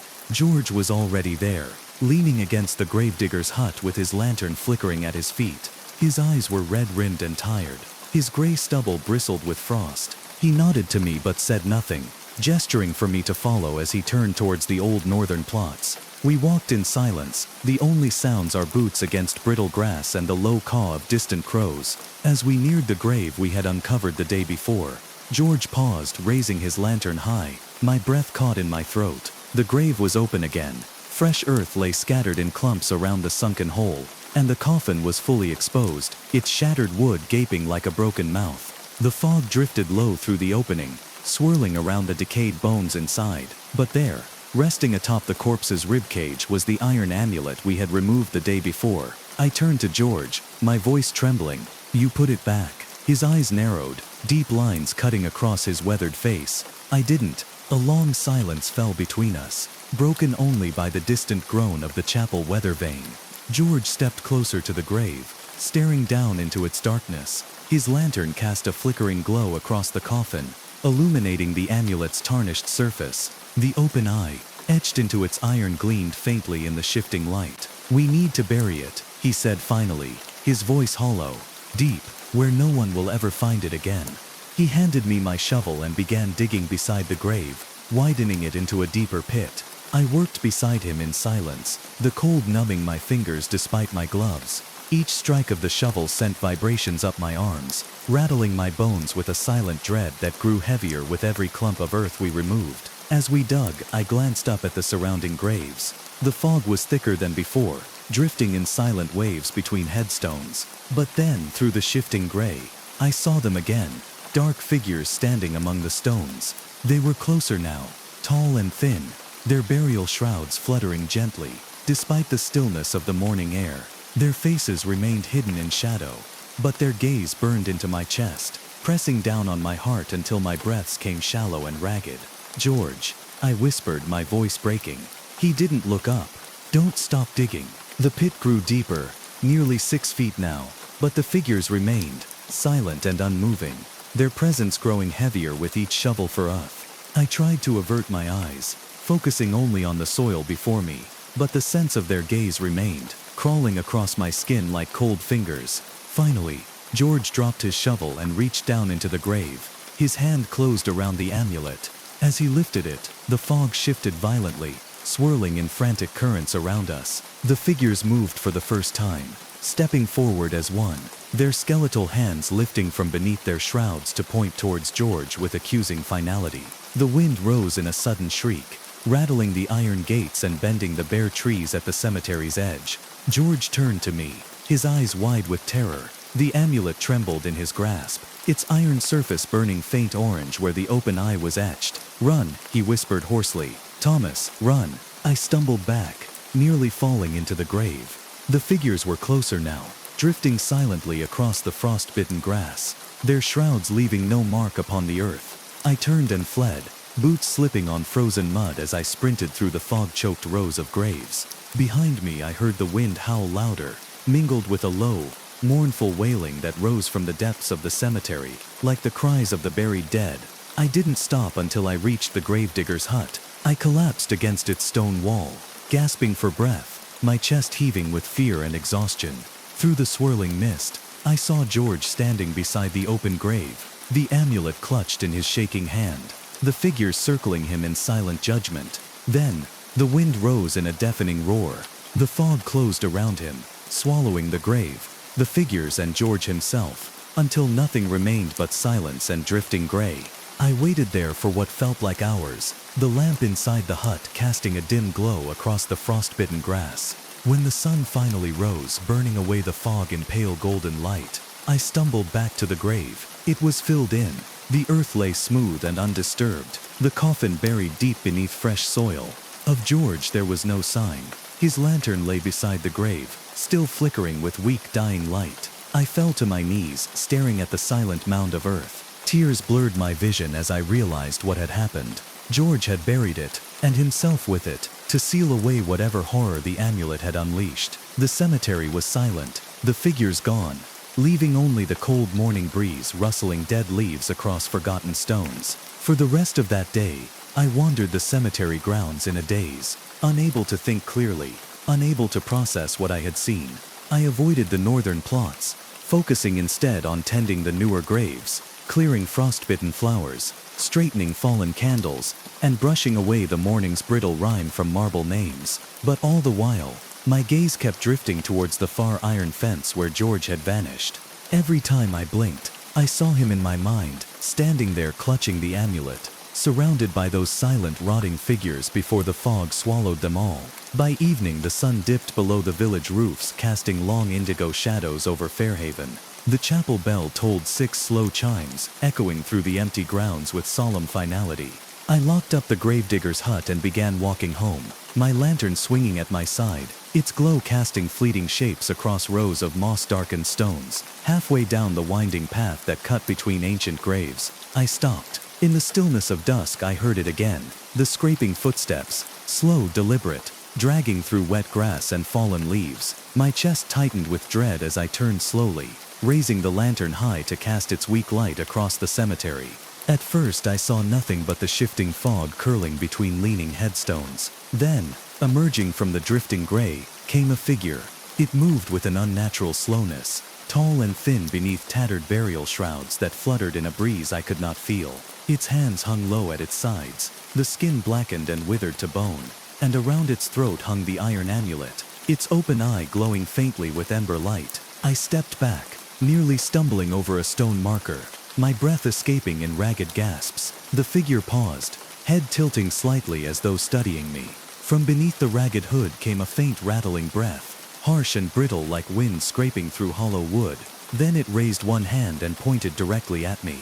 My entire body turned cold as ice. The fog shifted behind it, and I saw others emerging from the swirling gray, more figures in rotting burial cloth, their empty eye sockets glowing faint orange, each clutching an amulet at their chest. They stood in silent rows among the graves, as still as the headstones they stood beside, their withered hands reaching out as if to beckon me forward.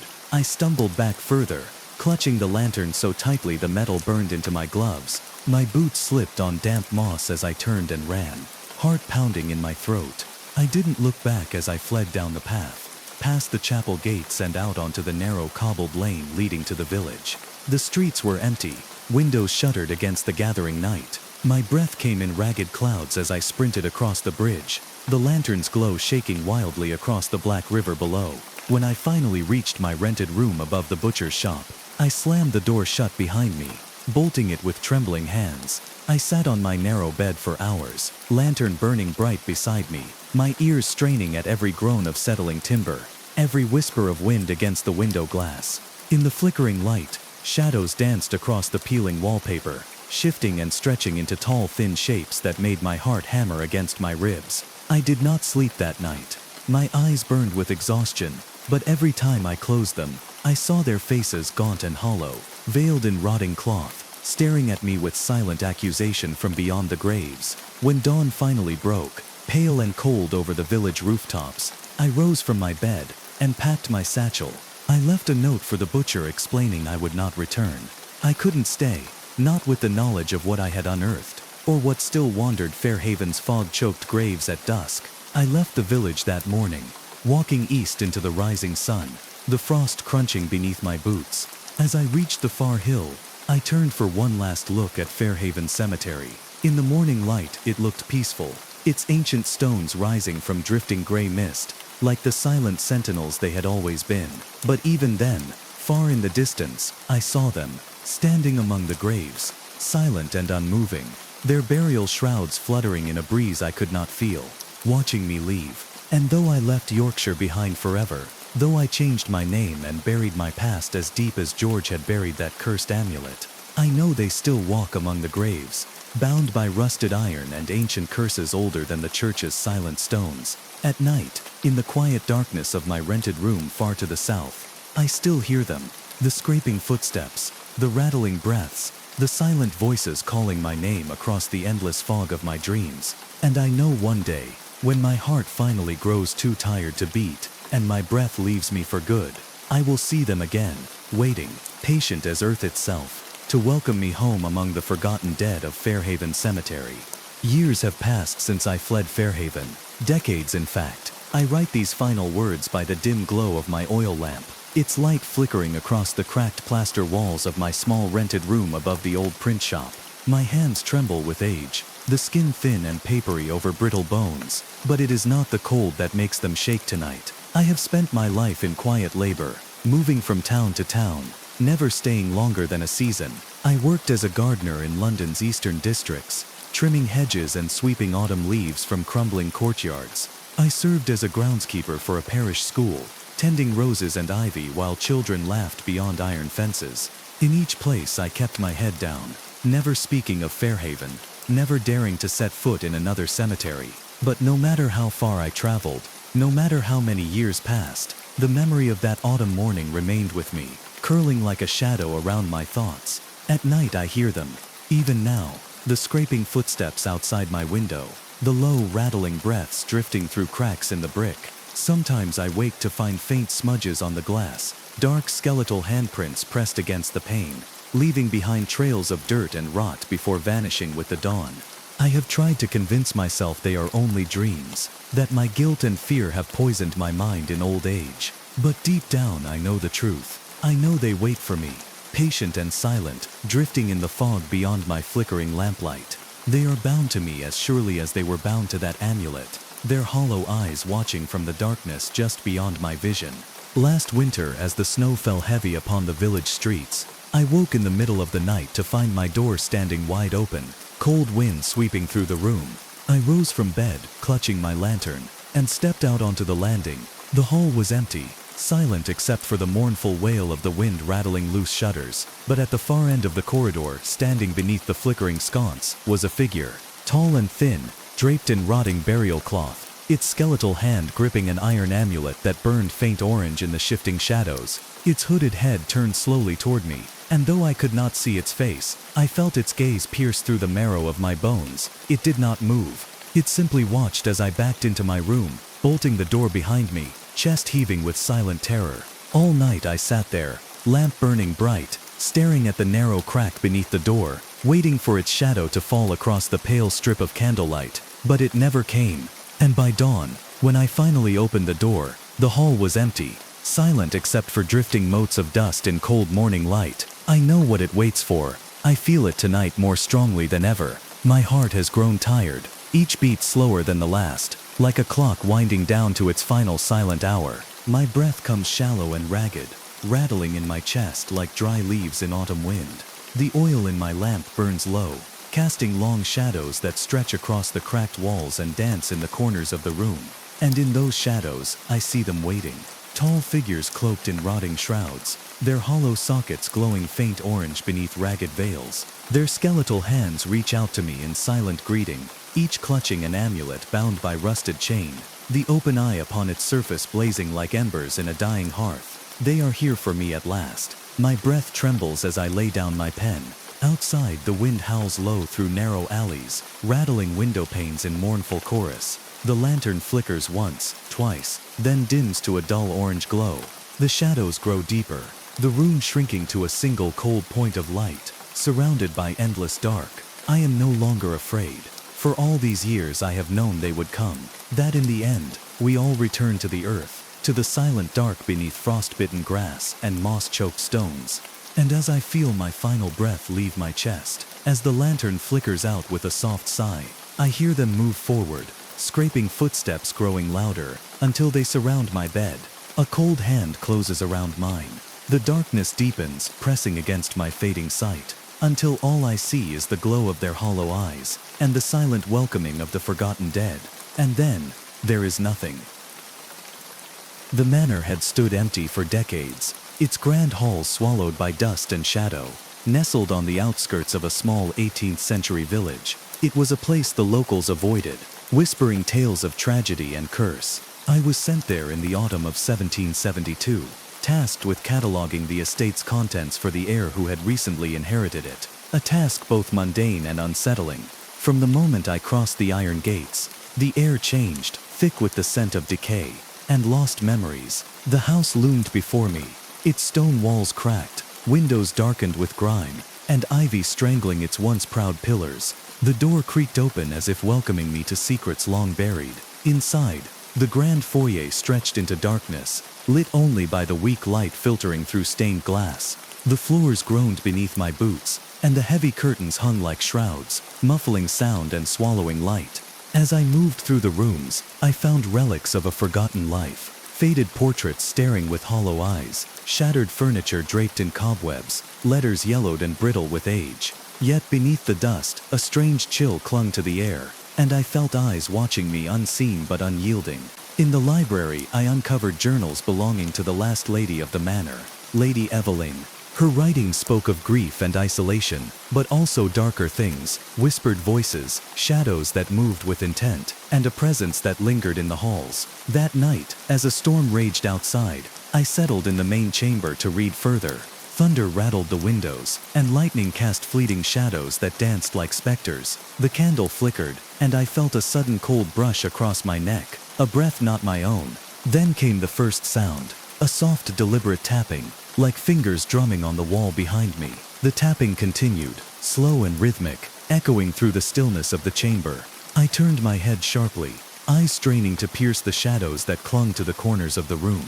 The candle flame flickered wildly, casting grotesque shapes that seemed to stretch and twist just beyond my vision. I rose, the wooden floorboards creaking beneath my boots, and moved toward the wall where the sound came from.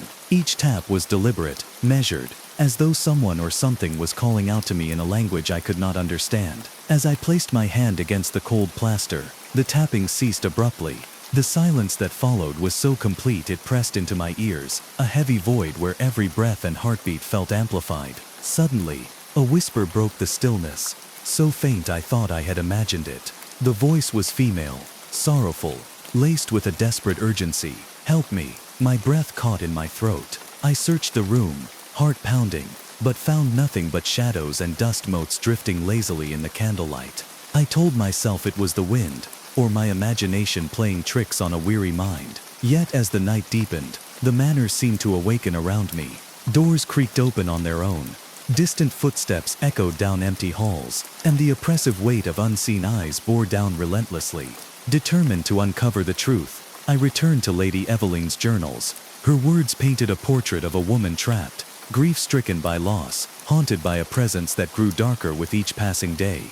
She wrote of secret rooms hidden behind walls, of voices whispering from the shadows, and of a terrible event that shattered the manor's soul.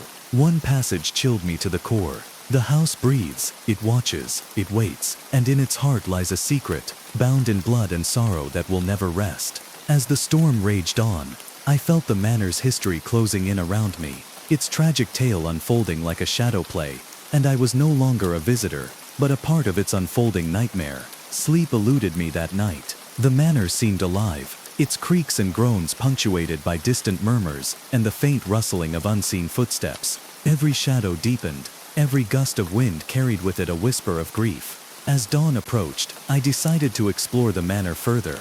Guided by Eveline's journals, I sought the secret room she had mentioned, a chamber hidden behind a false wall in the east wing.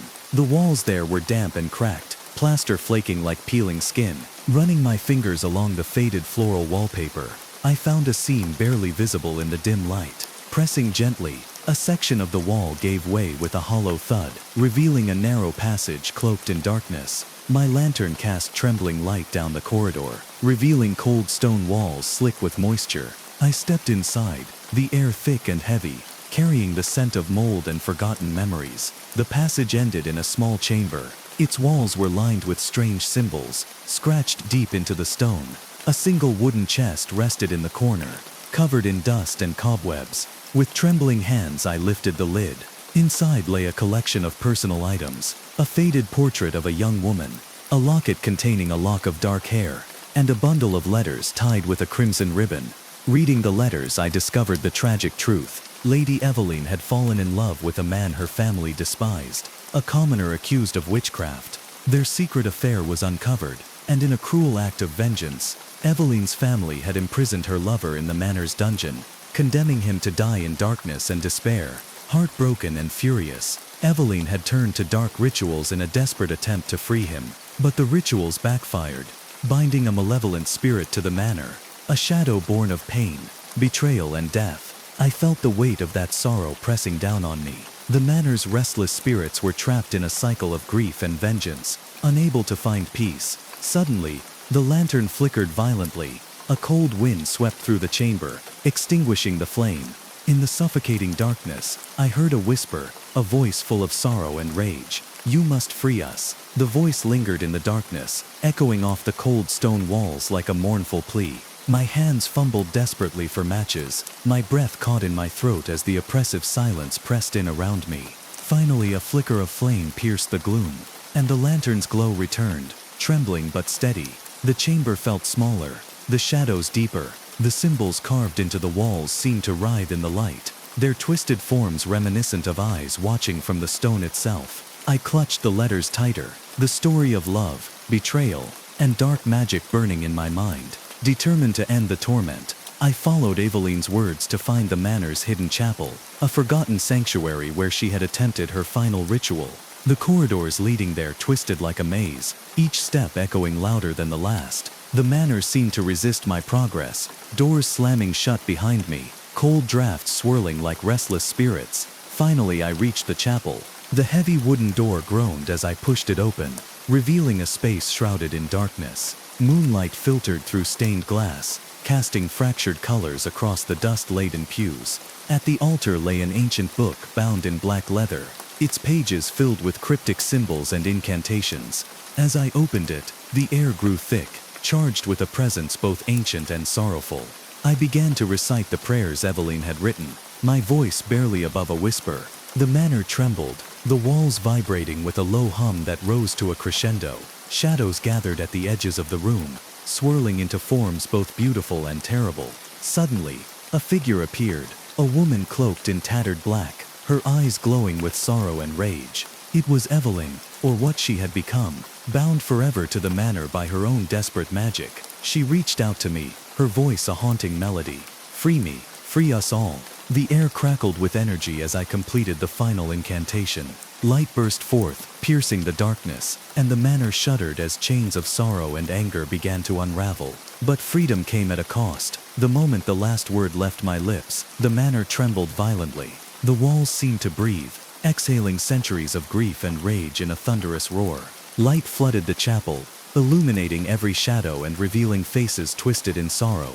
Ghostly apparitions of those trapped by the curse, their eyes pleading for release. Lady Eveline's form wavered before me, her sorrowful gaze softening as chains of spectral energy shattered around her. But as freedom approached, I felt a cold hand clutch at my heart, a reminder that the price of breaking such a curse was never without sacrifice. The manor's foundations groaned and cracked, the very stones shifting as if resisting their own unbinding. Dust and debris rained down, and I scrambled to escape as the grand house began to collapse into itself, the weight of its own history crushing the darkness with it. Bursting through the shattered front doors, I gasped for air, the storm outside having calmed to a mournful drizzle. Behind me the manor crumbled, consumed by the release of its haunted past. Yet as the dust settled, I knew the spirits had found peace, except for one lingering presence, watching silently from the shadows. Since that night, the village has slowly healed, the fog lifting, and the sun returning to warm the land. Yet sometimes, when the wind carries a certain mournful song, I feel the manor's sorrow whispering still, a reminder that some histories never truly fade, and I carry with me the weight of the forgotten, those bound by love, betrayal, and the desperate hope for redemption in a place where time itself seemed to mourn. The village of Blackwood Hollow lay hidden deep within the ancient forests of 1743 England. It was a place where sunlight barely pierced the dense canopy, and shadows stretched long and thick beneath twisted oaks and gnarled branches. The villagers lived in quiet fear of the forest's edge, where the trees whispered secrets and the wind carried the distant howl of things unseen. I arrived in Blackwood Hollow as a traveling scholar, drawn by tales of disappearances and strange lights flickering among the trees after dusk. The locals spoke in hushed tones of the lantern, a ghostly flame said to lead lost souls into the woods, never to return. My first night in the village was swallowed by fog so thick it seemed to devour sound itself. Lanterns swung gently in the breeze, their flames weak against the oppressive darkness. The air was cold and damp, filled with the scent of earth and rot. As the village settled into uneasy sleep, I found myself walking toward the forest's edge, the path slick with mud and fallen leaves. A faint glow flickered ahead, pale and wavering like a will-o'-the-wisp. Drawn forward, I followed the light deeper into the woods. The trees closed around me, their branches knitting together to block the sky. The glow pulsed softly, casting eerie shadows on moss-covered stones and twisted roots. Suddenly, the flame vanished, leaving me in complete darkness. The silence was broken only by the crunch of dead leaves beneath my feet and the steady beat of my own heart. Then, from the shadows, a whisper. "Follow me." The whisper hung in the cold air, soft but insistent. My breath caught in my throat as I strained to catch its source. The trees seemed to lean closer, their twisted limbs groaning in the night wind. My lantern's flame flickered weakly, threatening to die, casting long, wavering shadows that danced like spirits among the undergrowth. "Follow me," the voice whispered again, barely more than a breath. Against every instinct screaming caution, I stepped forward, deeper into the forest's embrace. The path was narrow and uneven, roots clawing at my boots as I stumbled through the underbrush. The air grew colder, the fog thickening into a suffocating shroud that wrapped around me like ghostly fingers. The forest was alive with unseen movement. The rustle of leaves, the snap of twigs, the faint murmur of voices just beyond hearing. The faint glow reappeared, hovering low among the gnarled roots of an ancient oak. It pulsed gently, casting a pale light on a small weathered lantern resting on the ground. Its glass cracked but the flame burning steadily within. I reached out to take the lantern, its warmth surprising against the chill night. The moment my fingers closed around the handle, a cold wind swept through the trees, extinguishing my own lantern and plunging me into darkness. But the lantern's flame remained, steady and alive, casting a soft glow that seemed to push back the shadows. It felt alive, pulsing with a strange energy that both comforted and unsettled me. As I held it aloft, the forest around me shifted. The whispering voices grew louder, forming words I could almost understand. Warnings, pleas, and ancient curses carried on the wind. Suddenly, the glow flared, illuminating a figure standing just beyond the light's edge. It was tall and thin, cloaked in dark robes, its face hidden beneath a wide-brimmed hat, shadowed deep as the night. In its hand, it held a similar lantern, its flame flickering in eerie synchrony with mine. The figure stepped forward, voice cold and hollow. "You carry the lantern now. The path is set, and the forest's hunger grows. Follow if you dare. But beware what you seek in Blackwood Hollow." The figure's voice was like the rustling of dead leaves, barely more than a whisper yet cutting through the silence with unnerving clarity. I stood frozen, clutching the strange lantern tightly, its warmth a stark contrast to the biting chill that seeped through the forest floor. The shadowed figure took a slow step forward, the dim glow of their lantern illuminating a face, hidden deep in darkness, pale, gaunt, and eyes reflecting an age-old sorrow. Without a word, they turned and began walking deeper into the woods, the lantern's light bobbing like a heartbeat amidst the oppressive gloom. Compelled beyond reason, I followed. The path twisted and narrowed, the ancient trees leaning close as if to whisper secrets or warn of unseen dangers. The forest seemed to pulse with life. Shadows flickered at the edge of my vision, and soft murmurs echoed through the branches. The lantern I held pulsed rhythmically, almost guiding me, as if alive and connected to the very heart of the forest. The air grew colder still, and a thick mist swirled around my ankles, crawling up my legs like spectral fingers. Suddenly the figure stopped beside a gnarled oak, its bark scarred and ancient. The forest fell deathly silent, except for the distant hoot of an owl. The figure lifted their lantern high, and the light revealed a stone altar, half swallowed by moss and vines. With trembling hands they placed their lantern upon the altar. I hesitated, but then followed, setting mine beside it. The flames flickered and surged, casting dancing shadows that seemed to writhe and pulse with a life of their own. From the darkness beyond the altar, a cold wind arose, carrying a chorus of whispered voices, some pleading, some warning, others filled with despair. The forest seemed to hold its breath, the very air thick with anticipation. Then, from the mist emerged a figure, shrouded in rags and dripping with swamp water, the lost soul of Blackwood Hollow, cursed to wander the forest for eternity. Its eyes glowing faintly with an unnatural light, fixed upon us. The shadowed guide spoke solemnly. "This is the hunger that haunts these woods, the souls lost to greed, fear and betrayal. The lantern you carry is a beacon, a guide for the lost, but also a target for the darkness that seeks to claim you."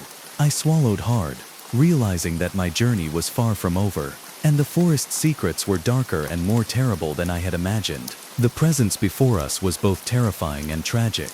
A figure draped in tattered, sodden rags, its eyes glowing faintly with a sorrow that seemed to stretch across centuries. It drifted closer, silent save for the soft, wet sloshing of its steps through the forest floor. The guide's voice broke the heavy silence. "This soul is bound by regret, caught between worlds by the weight of a promise broken long ago. It is but one of many who wander Blackwood Hollow, forever lost." I felt a coldness seep into my bones as the figure stopped just short of the altar, its gaze fixed on the flickering flames of our lanterns. For a moment, I sensed a plea, a desperate hope that the light might guide it home. The guide turned to me, eyes shadowed beneath the brim of their hat. "The lantern you carry is no ordinary flame. It burns with the memories of those who came before, a torch to lead the lost, but also a beacon to the darkness that hungers in these woods."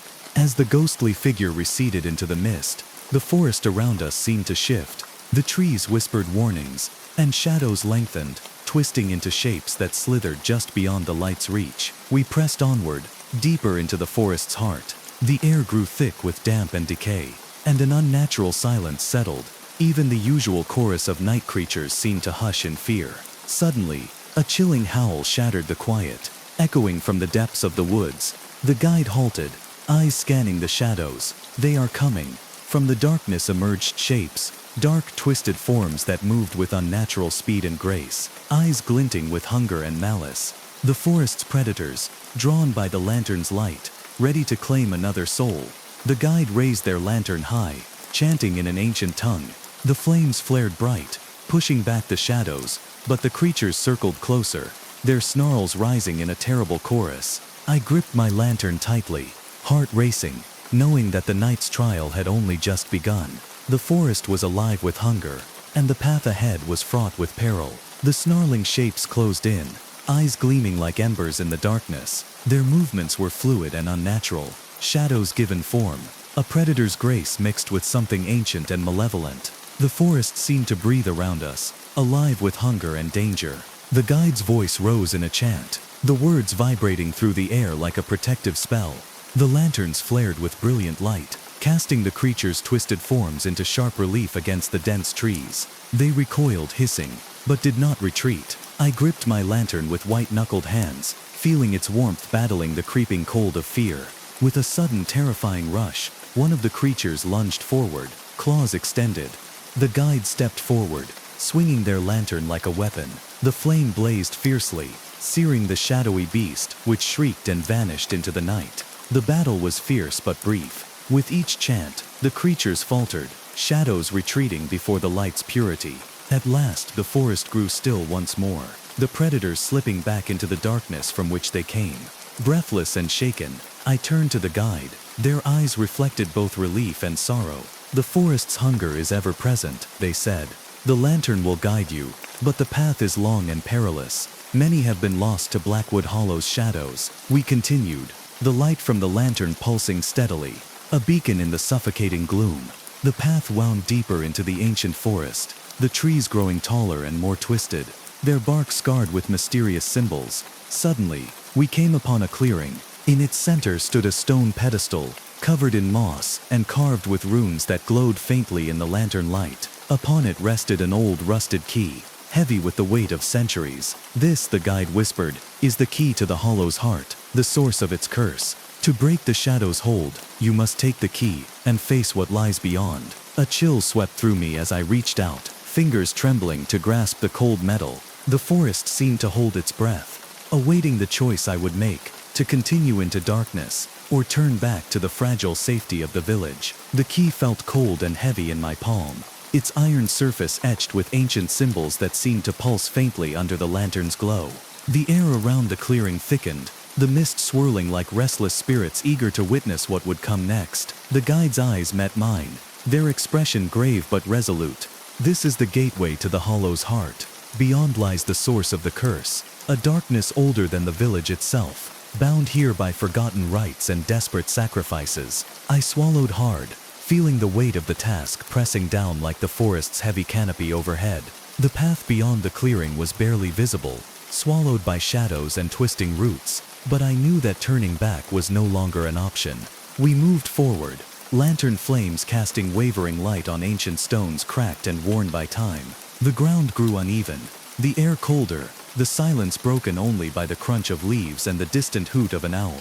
Soon we reached a massive stone archway, half covered in ivy and moss. The key pulsed stronger in my hand, as if urging me to use it. With a trembling hand I slid it into a rusted lock embedded in the arch's stone. A deep rumble echoed through the forest as the archway shifted, revealing a narrow passage descending into darkness. The guide stepped aside, gesturing for me to enter. I hesitated, heart pounding, then stepped into the cold tunnel. The lantern's light barely pierced the gloom, illuminating walls slick with moisture and lined with faded carvings, scenes of shadowed figures, twisted trees, and the struggle between light and darkness. As I ventured deeper, the air grew thick with a foul scent, a mix of decay and something else, a presence watching from the depths. Whispers brushed past my ears, ancient words spoken in a language long forgotten. Suddenly, the passage opened into a vast cavern. The walls glistened with black stone that seemed to absorb the lantern's light. In the center stood an altar, upon which rested a small glowing orb, the heart of the Hollow's curse. But guarding it was a shadow unlike any I had faced, a massive shifting form of darkness and smoke, eyes burning with malevolence and hunger. The guide's voice came behind me, steady but urgent. "This is your final test. Only by facing the darkness and wielding the lantern's light can you hope to break the curse and free the Hollow." The cavern was suffused with an oppressive darkness that seemed to swallow every flicker of light, every breath of warmth. The shadow before me was immense, shifting and writhing like smoke caught in a tempest, its eyes burning coals of pure malice, fixed on the lantern's glow with a hunger that sent chills racing down my spine. I steadied my shaking hands, raising the lantern high. Its flame pulsed with a fierce, unwavering light, casting long, sharp shadows that danced wildly on the cavern walls. The air trembled with energy, the ancient carvings around us glowing faintly in response. The shadow moved with terrible speed, lunging toward the light with clawed tendrils that writhed like serpents.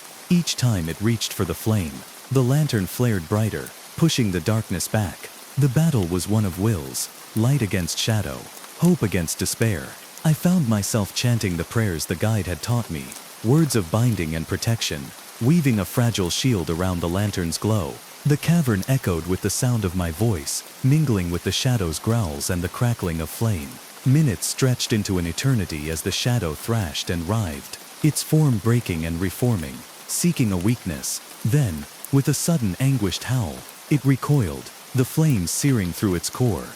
The glowing orb atop the altar pulsed wildly, its light intensifying until it burst forth in a blinding explosion. The cavern was flooded with radiant warmth, the shadows screaming as they dissolved into nothingness. When the light faded, the cavern was silent, peaceful, the curse broken, the Hollow's heart freed. The guide stepped forward, their face illuminated by the soft glow of dawn filtering through cracks above. "The lantern's bearer has prevailed, the Hollow is free, and its lost souls may finally rest." Exhausted but triumphant, I emerged from the depths as the first rays of morning sun pierced the forest canopy.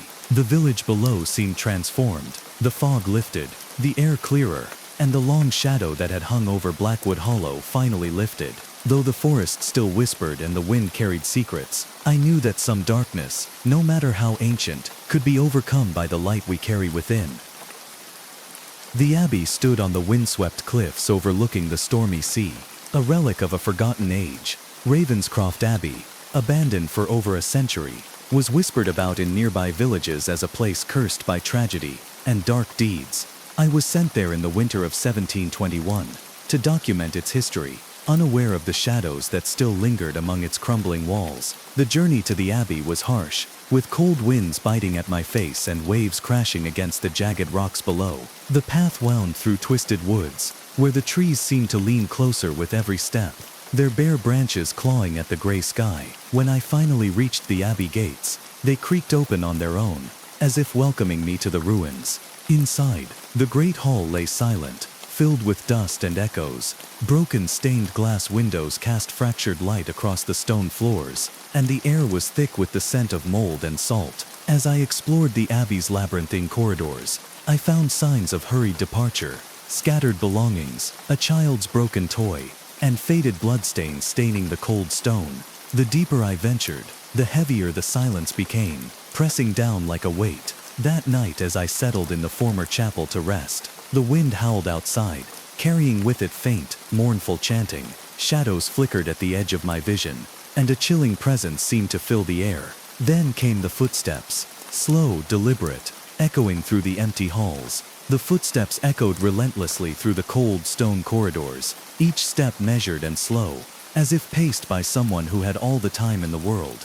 I sat frozen in the shadowed chapel, the flickering candlelight casting long, wavering shapes across the ancient walls. My heart pounded in my ears as I strained to catch any other sound. A whisper, a breath, a sign of life beyond my own. The chanting outside grew louder, the mournful voices weaving a spectral melody that seemed to seep through the cracked windows and into my very bones. The air grew colder, thickening with an unnatural chill that crept along my skin and settled deep within my chest. Each breath came shallow and fast, my senses sharp with a growing dread I could neither explain nor escape. Summoning my courage, I rose and followed the footsteps, their cadence guiding me through winding corridors lined with crumbling tapestries and faded frescoes. The scent of damp earth and forgotten memories clung to the air, mingling with the faint metallic tang of old blood.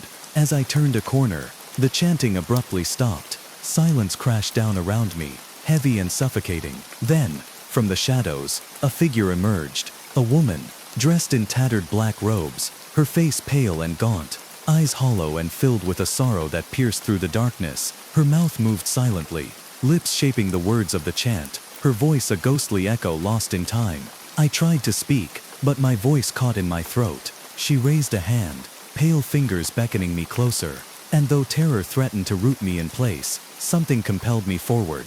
She led me through twisting passages deeper into the abbey's heart, to a hidden chamber beneath the ruined cloister. The room was cold and damp, lit only by the faint glow of phosphorescent moss clinging to the walls. In the center stood an ancient altar, carved with symbols of protection and sorrow.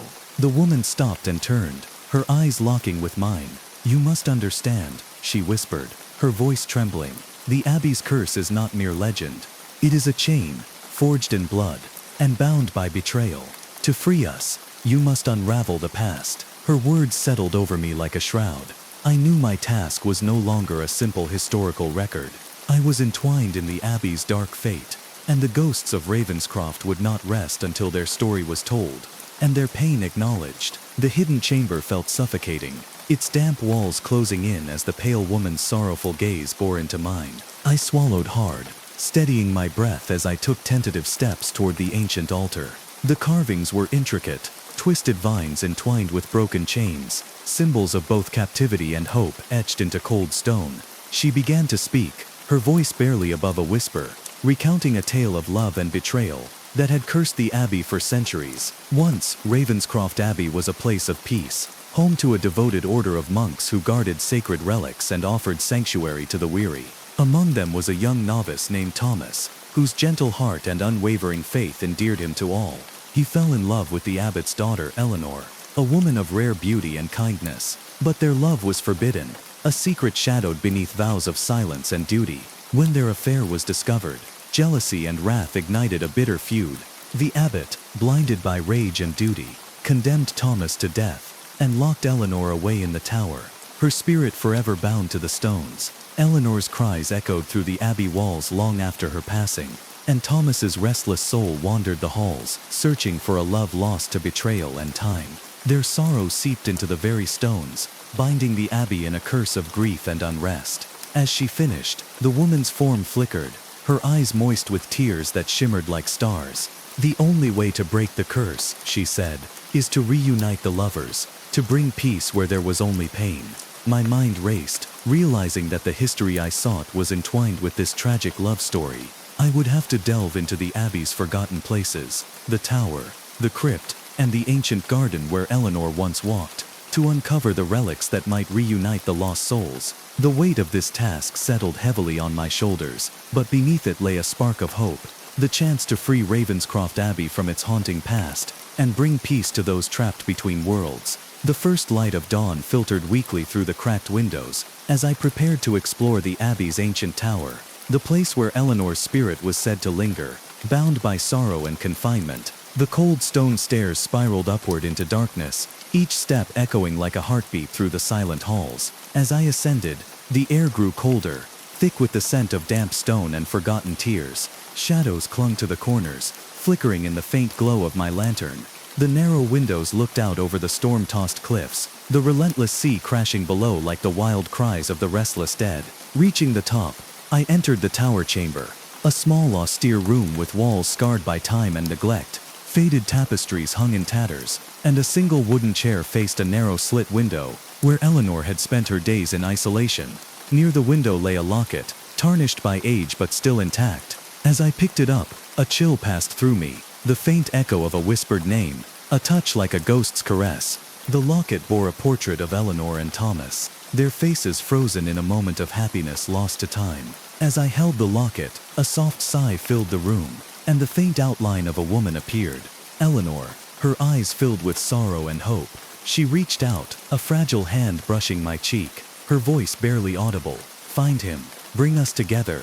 Determined, I descended the tower and made my way to the abbey's crypt, a place steeped in darkness and silence. The heavy stone door groaned as I pushed it open, revealing a labyrinth of tombs and sarcophagi. The flickering lantern revealed inscriptions worn by centuries, but one name stood out: Thomas. Approaching his tomb, I found a small, intricately carved box. Inside lay a silver ring, delicate yet strong, a symbol of love and promise. As I touched the ring, the shadows shifted, and a figure materialized. Thomas, his gaze longing and pained. Together, the spirits of Eleanor and Thomas reached toward each other, their forms shimmering with spectral light.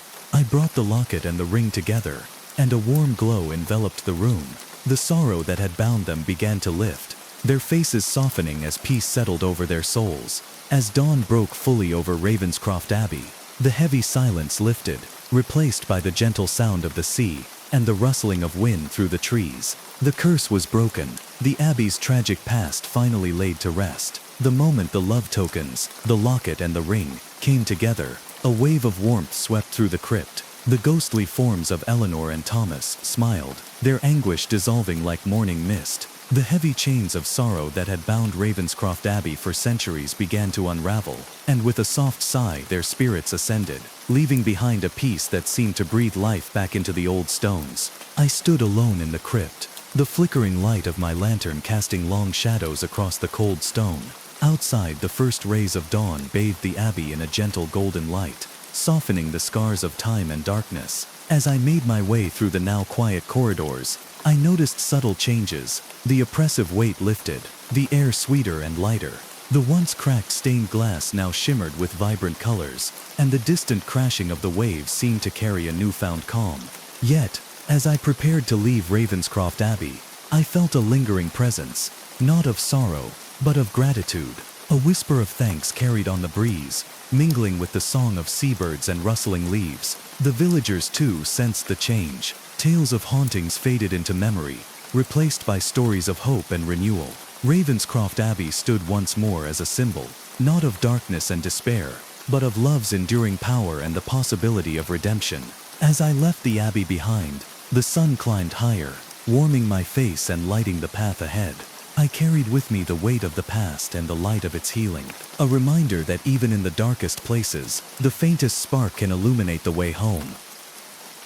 Grey Hollow was a village shrouded in mist and mystery, nestled in a valley surrounded by jagged hills and dense forests. The year was 1690, and the villagers lived in fear of an ancient curse said to haunt the land, a curse born from betrayal and bloodshed centuries before.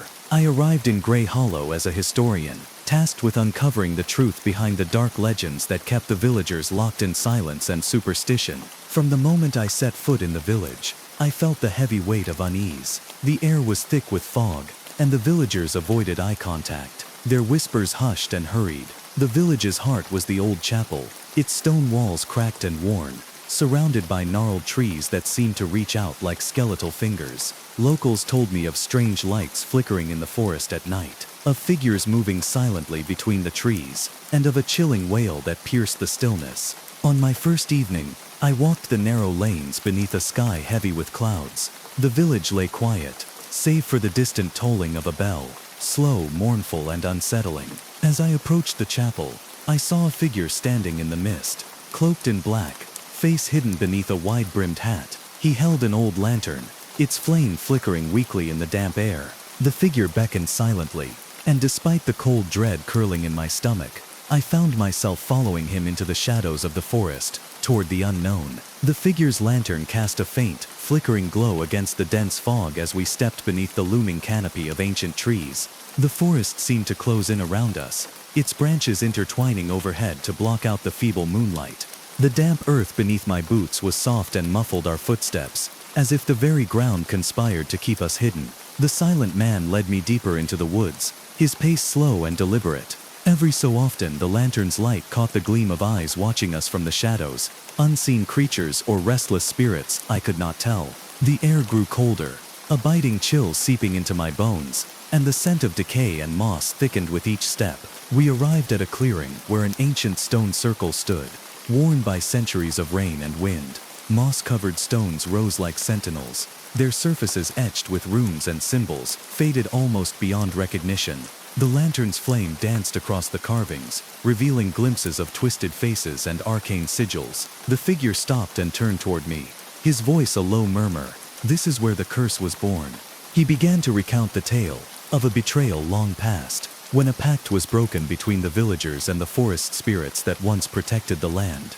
In their greed, the villagers had hunted and slain a guardian spirit, severing the sacred bond and dooming Grey Hollow to a cycle of misery and death. The curse manifested in many ways: sudden storms that tore through the village, crops blighted before harvest, and at night, the chilling wails of those claimed by the forest's wrath. Many who entered the woods never returned, their souls lost to the vengeful spirits lurking among the trees. As he spoke, the wind picked up, carrying with it a chorus of faint cries, echoes of the past mingling with the restless present. The forest seemed to pulse with a dark energy, alive and watching.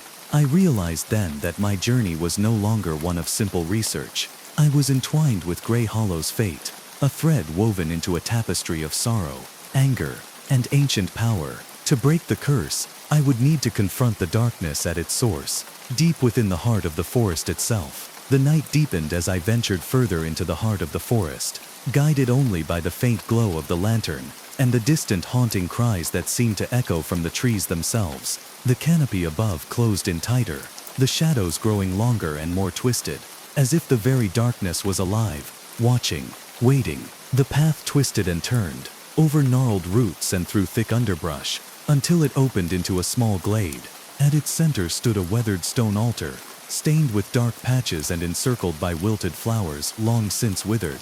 The air here was heavy with the scent of earth and decay, and a palpable tension hung thick, like a held breath. I approached the altar cautiously, heart pounding, feeling the weight of centuries pressing down upon me. As my fingers brushed the cold stone, the ground trembled softly beneath my feet, and a low guttural growl resonated from the depths of the forest. From the shadows emerged a figure cloaked in tattered black robes, its face hidden beneath a hood, eyes glowing faintly with an otherworldly light.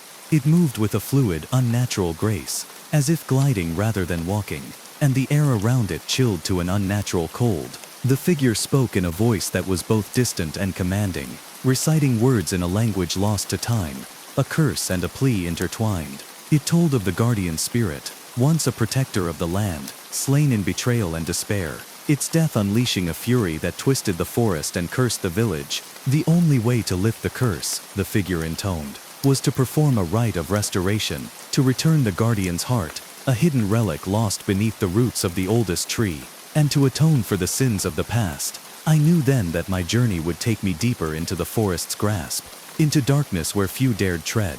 Armed with the knowledge and the lantern's guiding light, I steeled myself to face whatever lay ahead, to seek the guardian's heart and bring peace to Grey Hollow at last. The deeper I ventured into the forest, the thicker the fog became, swirling around me like restless spirits. The trees grew older here, their twisted trunks covered in ancient moss, their roots weaving deep into the earth like gnarled fingers grasping secrets best left buried. The air was heavy and cold, carrying whispers that brushed past my ears, faint voices calling from beyond, full of sorrow and warning. With each step, the lantern's flame flickered, struggling against the suffocating darkness.